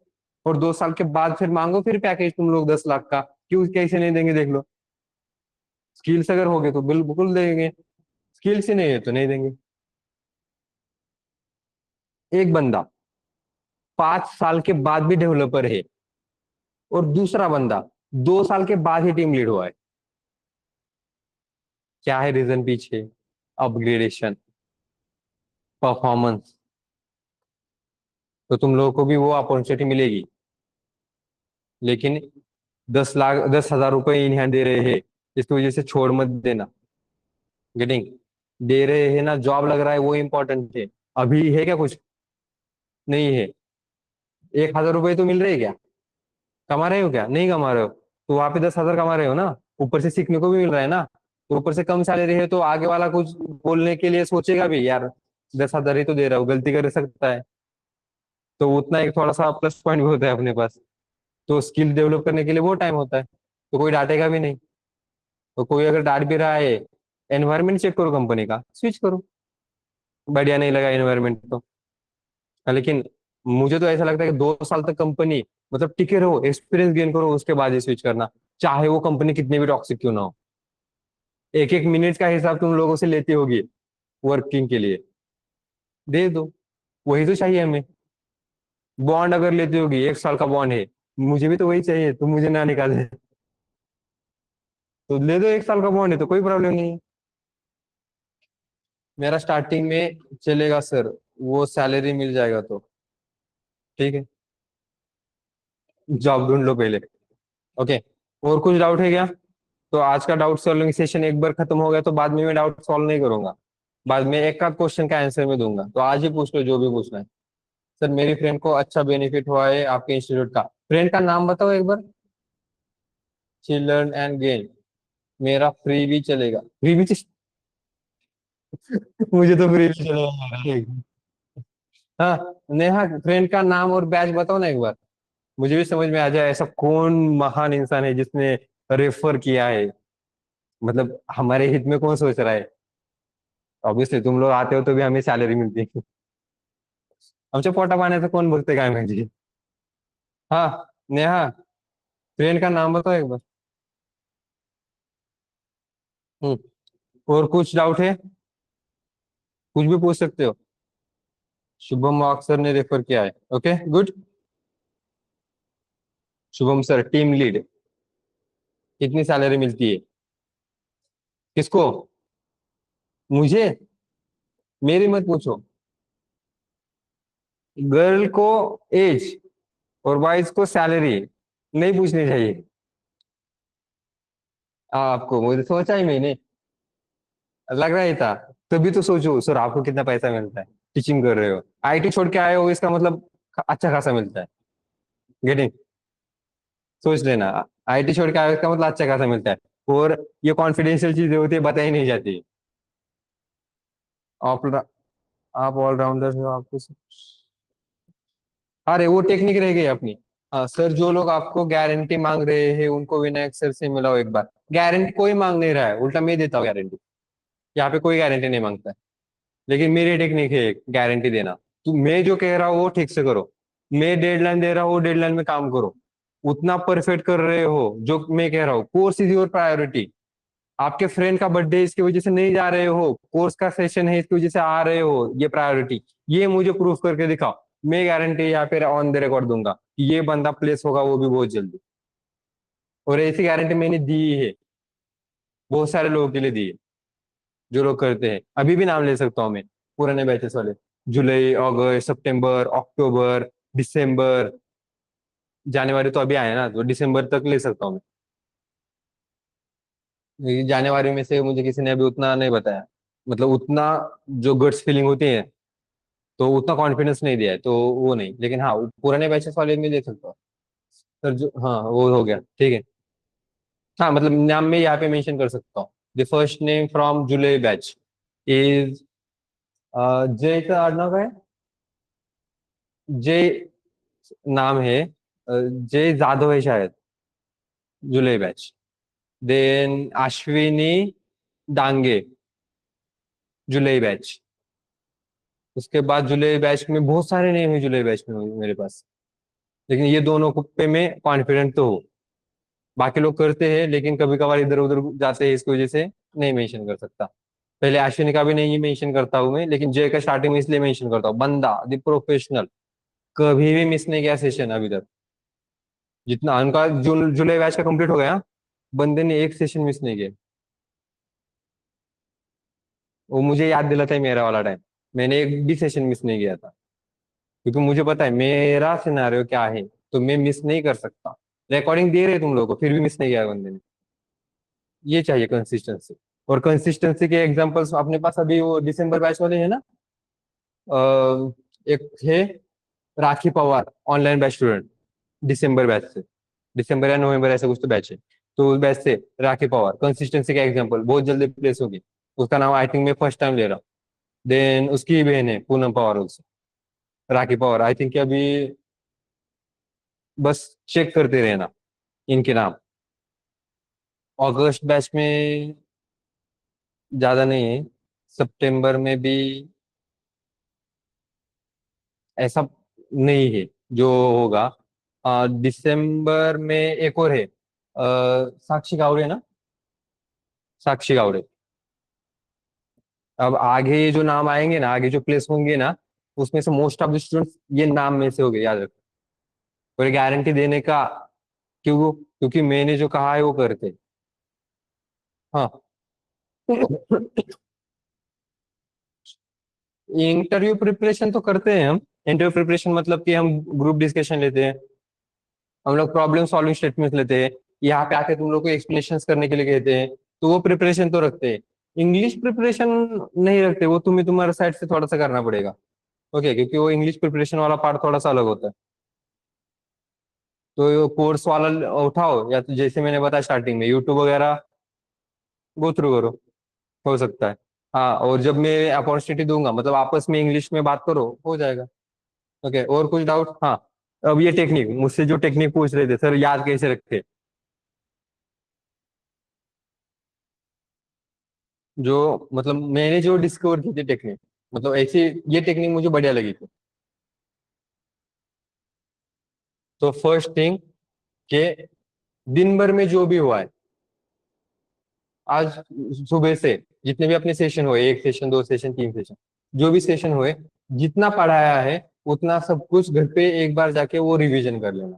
उसको हम कहते हैं डेली रिवीजन। कि दिन भर में जितना भी पढ़ाया, नाइट में वो, नाइट में या जो भी तुम लोगों को टाइम मिल रहा है सुटेबल टाइम, उसमें वो रिवीजन होना चाहिए। तो उसको कहते हैं हम डेली रिवीजन। और डेली रिवीजन होनी चाहिए, डीप रिवीजन, एकदम deeply, every point by point, every concept by concept. मतलब कुछ एक्सपीरियंस करके चेक करना, अगर ऐसे किया तो क्या वर्क करेगा। दिमाग में जब हम करते हैं, कोडिंग करते हैं ना, तब हमें दिमाग में आता है अच्छा ऐसे करेंगे तो क्या होगा, करके देखो। ये होता है डीप रिवीजन। तो डेली रिवीजन में डीप रिवीजन होनी चाहिए। अब डेली रिवीजन के बाद ऐसा होता है कि देखो मैंने आज का तो रिवाइज किया, तो मुझे कल क्या था उतना एक दिन तक याद रहेगा, दो दिन तक याद रहेगा, उसके बाद भूल जाऊंगा। तो फ्राइडे आते आते हम ये भूल जाते कि मंडे को क्या किया था। फॉर दैट सैटरडे संडे को यूटिलाइज करो फॉर वीकली रिवीजन।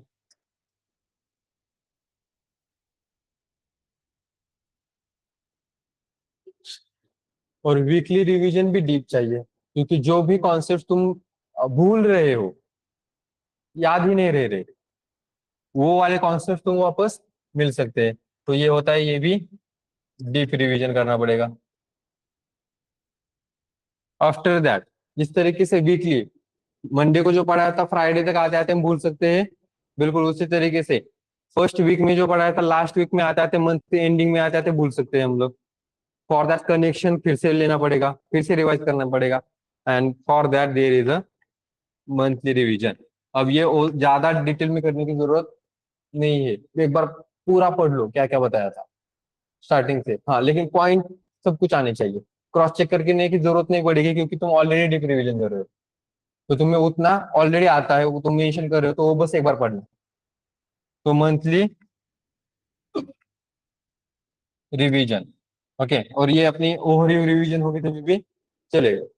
उसके बाद मंथली रिवीजन के बाद अब एक लास्ट वाला पार्ट, कि जैसे कि अपना कोर्स 3 महीने तक होता है ना, मतलब कि कोर्स नहीं कहूंगा, कोर्स 6 महीने तक है, और पाइथन 2.5 महीने तक तो जाता ही है। One of the biggest module पूरे एफबीएस में सबसे बिगेस्ट मॉड्यूल कौन सा है, तो कोर पाइथन। 180 आवर्स लगते हैं उसको कंप्लीट करने के। तो ऑब्वियसली 180 आवर्स तक अगर आ रहे हैं तो स्टार्टिंग वाला मिस हो सकता है। तो पूरा कोर्स मतलब कि पूरा मॉड्यूल खत्म होने के बाद वो मॉड्यूल रिवीजन करना जरूरी है।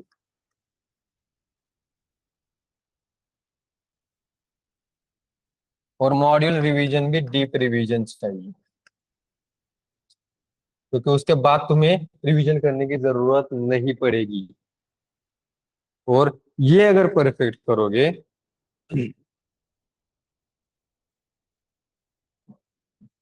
ये अगर परफेक्ट करोगे तो 80% गारंटी तो यही पे मिलती है। अगर ये ठीक से कर रहे हो, मतलब ये टेक्निक यूज कर रहे हो, तो 80% गारंटी तो यही पे मिलती है कि ये अगर कर रहे हो तो ये प्लेस होने के चांसेस ज्यादा है। हाँ इसमें से कुछ भी अगर मिस करोगे ना, कल से आज से डेली रिवीजन है, वीक खत्म होगा तो वीकली रिवीजन है, फिर मंथ खत्म होने के बाद मंथली रिवीजन है, कुछ भी मिस करोगे तो खुद से ही समझ लेना चांसेस उतने कम हो गए। अभी ये जो कह रहा हूँ मैं 80% चांसेस होते हैं तुम लोग के प्लेस होने के, 100% चाहिए तो और थोड़ा सा इंटरव्यू प्रिपरेशन वगैरह करना पड़ता है, बाकी मॉड्यूल के साथ उतना रहना पड़ता है, मतलब उतना एफर्ट देने पड़ते हैं, साथ ही साथ पंक्चुअल रहना पड़ता है, अटेंडेंट रहना पड़ता है, कंसिस्टेंसी मेंटेन करके रखनी पड़ती है। उतने कंसिस्टेंट हो तो फिर वो परसेंटेज वाला काउंट बढ़ता है, प्लेस होने के चांसेस उतने बढ़ते हैं। लेकिन ये नहीं कर रहे हो तो इसका मतलब ऑलरेडी चांसेस कम हो रहे हैं। 80% तो मैं इसको ही दूंगा, क्योंकि ये मुझे बहुत फायदे, मतलब कि बहुत फायदे में था। मुझे रेफरल अगस्त बैच स्टूडेंट साक्षी चौहान ऑनलाइन में दिया था। ओके, ऑनलाइन स्टूडेंट्स के लिए कैसे कराते हैं? ऑनलाइन स्टूडेंट्स के लिए मोस्ट ऑफ द टाइम ऐसे होता है कि देखो हम टास्क देंगे, ऑफलाइन ऑनलाइन फर्क बिल्कुल भी नहीं है, बस ऑफलाइन पे आ रहे हैं तो एनवायरमेंट मिल रहा है, ऑनलाइन पे हो तो एनवायरमेंट नहीं मिल रहा है, सेल्फ कंट्रोल करना पड़ रहा है। लेकिन सेम ही रहेगा, बाकी कुछ चेंजेस नहीं होंगे। मतलब मैं तुम लोगों को दोनों को साथ में ही बोलूंगा, असाइनमेंट कंप्लीट किए क्या, पढ़ा जिस तरीके से रहा हो, क्वेश्चन जो कर रहा हो वो एक साथ ही बोलूंगा।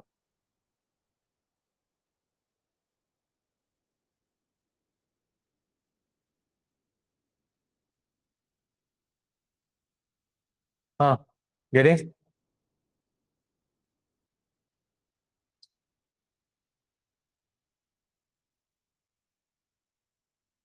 आईटी में गैप हाँ मैटर करता है ना। जैसे मैंने बताया 10 कंपनियां हैं तो 5 कंपनी तुम लोगों को गैप की वजह से नहीं हायर करेगी, या गैप की वजह से तुम लोग को इंटरव्यू की चांसेस नहीं देगी, लेकिन बाकी 5 कंपनी तो देगी ना। तो इंटरव्यू के चांसेस कम होते हैं बस, लेकिन एक आध कंपनी तो मिल जाएगी ना। उतनी एक कंपनी तो ऐसी होगी जो तुम लोगों का क्राइटेरिया नहीं देखेगी, तो वही तो चाहिए हमें, एक कंपनी बस। ओके, तो तुम सोचो खुद कि तुम लोगों को कितना काउंट चाहिए, मतलब ये कितने इंटरव्यू कॉल्स चाहिए, कितने इंटरव्यू कॉल्स में तुम लोग प्लेस होगे, वो भी सोचो। मैं तो कहूंगा कि एक इतना प्रोफेशनल बनना चाहिए, इतना प्रोफेशनल बनना चाहिए, इतना हार्ड वर्क करना चाहिए कि खुद में भी ये कॉन्फिडेंस आ जाए, सर एक इंटरव्यू कॉल दो, मैं जॉब लगा के दूंगा, मतलब मैं जॉब के लिए लग जाऊंगी। लेकिन उतना एफर्ट देने पड़ेंगे, बोलने के लिए और करने में डिफरेंस होता है। तो देखो स्टार्टिंग से ही मैं भी कह रहा हूँ, तो स्टार्टिंग से ही वही मेंटेलिटी, 6 महीने तक कंसिस्टेंसी बनाए रखना बस, हो जाएगा। ओके, सॉफ्ट स्किल्स में इंग्लिश प्रिपरेशन हो जाएगा ना? नहीं, सॉफ्ट स्किल्स में हम करवा के लेते हैं लेकिन इंग्लिश प्रिपरेशन नहीं होता है, थोड़ा बहुत हम वो बातें करना, एक्सप्लेनेशन करना, सामने आके कुछ प्रेजेंटेशन देना, ये होता है, इंग्लिश प्रिपरेशन नहीं होता। मतलब इंग्लिश में नहीं पढ़ाते हैं हम लोग, इंग्लिश नहीं पढ़ाते, सॉरी, इंग्लिश नहीं पढ़ाते हैं हम लोग। लेकिन हाँ प्रिपरेशन में, इंटरव्यू के लिए जो प्रिपरेशन चाहिए वो होता है, उसमें एक कोर पार्ट आता है, एक बेसिक पार्ट आता है, वो होता है इंग्लिश वाला। फ्रेशर्स को हार्डली मैक्स टू मैक्स 2 या 3 बेस्ट है सर प्लेसमेंट कॉल, उससे ज्यादा नहीं जाना चाहिए अकॉर्डिंग टू माय एक्सपीरियंस। 2 या 3 ही कॉल ज्यादा से ज्यादा जाने चाहिए। जैसे मैंने बताया 3 के बाद डिमोटिवेशन होना चालू हो जाता है। ठीक है। सो आज के लिए बस इतना ही। अब और कुछ तुम्हारे क्वेश्चंस होंगे तो तुम मेंशन करो बाद में। उसके बाद हम कभी कभार एक आध दूसरा क्वेश्चन हम क्या करेंगे, सॉल्व करेंगे। अदरवाइज तुम लोगों के आई डोंट थिंक अभी जरूरत है कुछ डाउट सॉल्व करने की। सब कुछ मैंने डाउट सॉल्व किया है। और आज का कौन सा डे है याद रखना डाउट सॉल्विंग का, कि आज हमने डाउट सॉल्विंग किया था। मतलब जिसको भी कुछ क्वेश्चन आ गए हम कहेंगे ये रिकॉर्डिंग, हम टाइम उस पर कंज्यूम नहीं करेंगे, हमें सिलेबस कंप्लीट करना है। ठीक है। सिलेबस मतलब 6 महीने में इतना कुछ पढ़ाना है तो ऑब्वियसली उतना तो करना पड़ेगा। So let's stop here. Online students attendance form दिया गया है, एंड इवन कम्युनिटी की लिंक दी है, डेटा एनालिटिक्स की है, पाइथन की लिंक है। और जिन लोगों को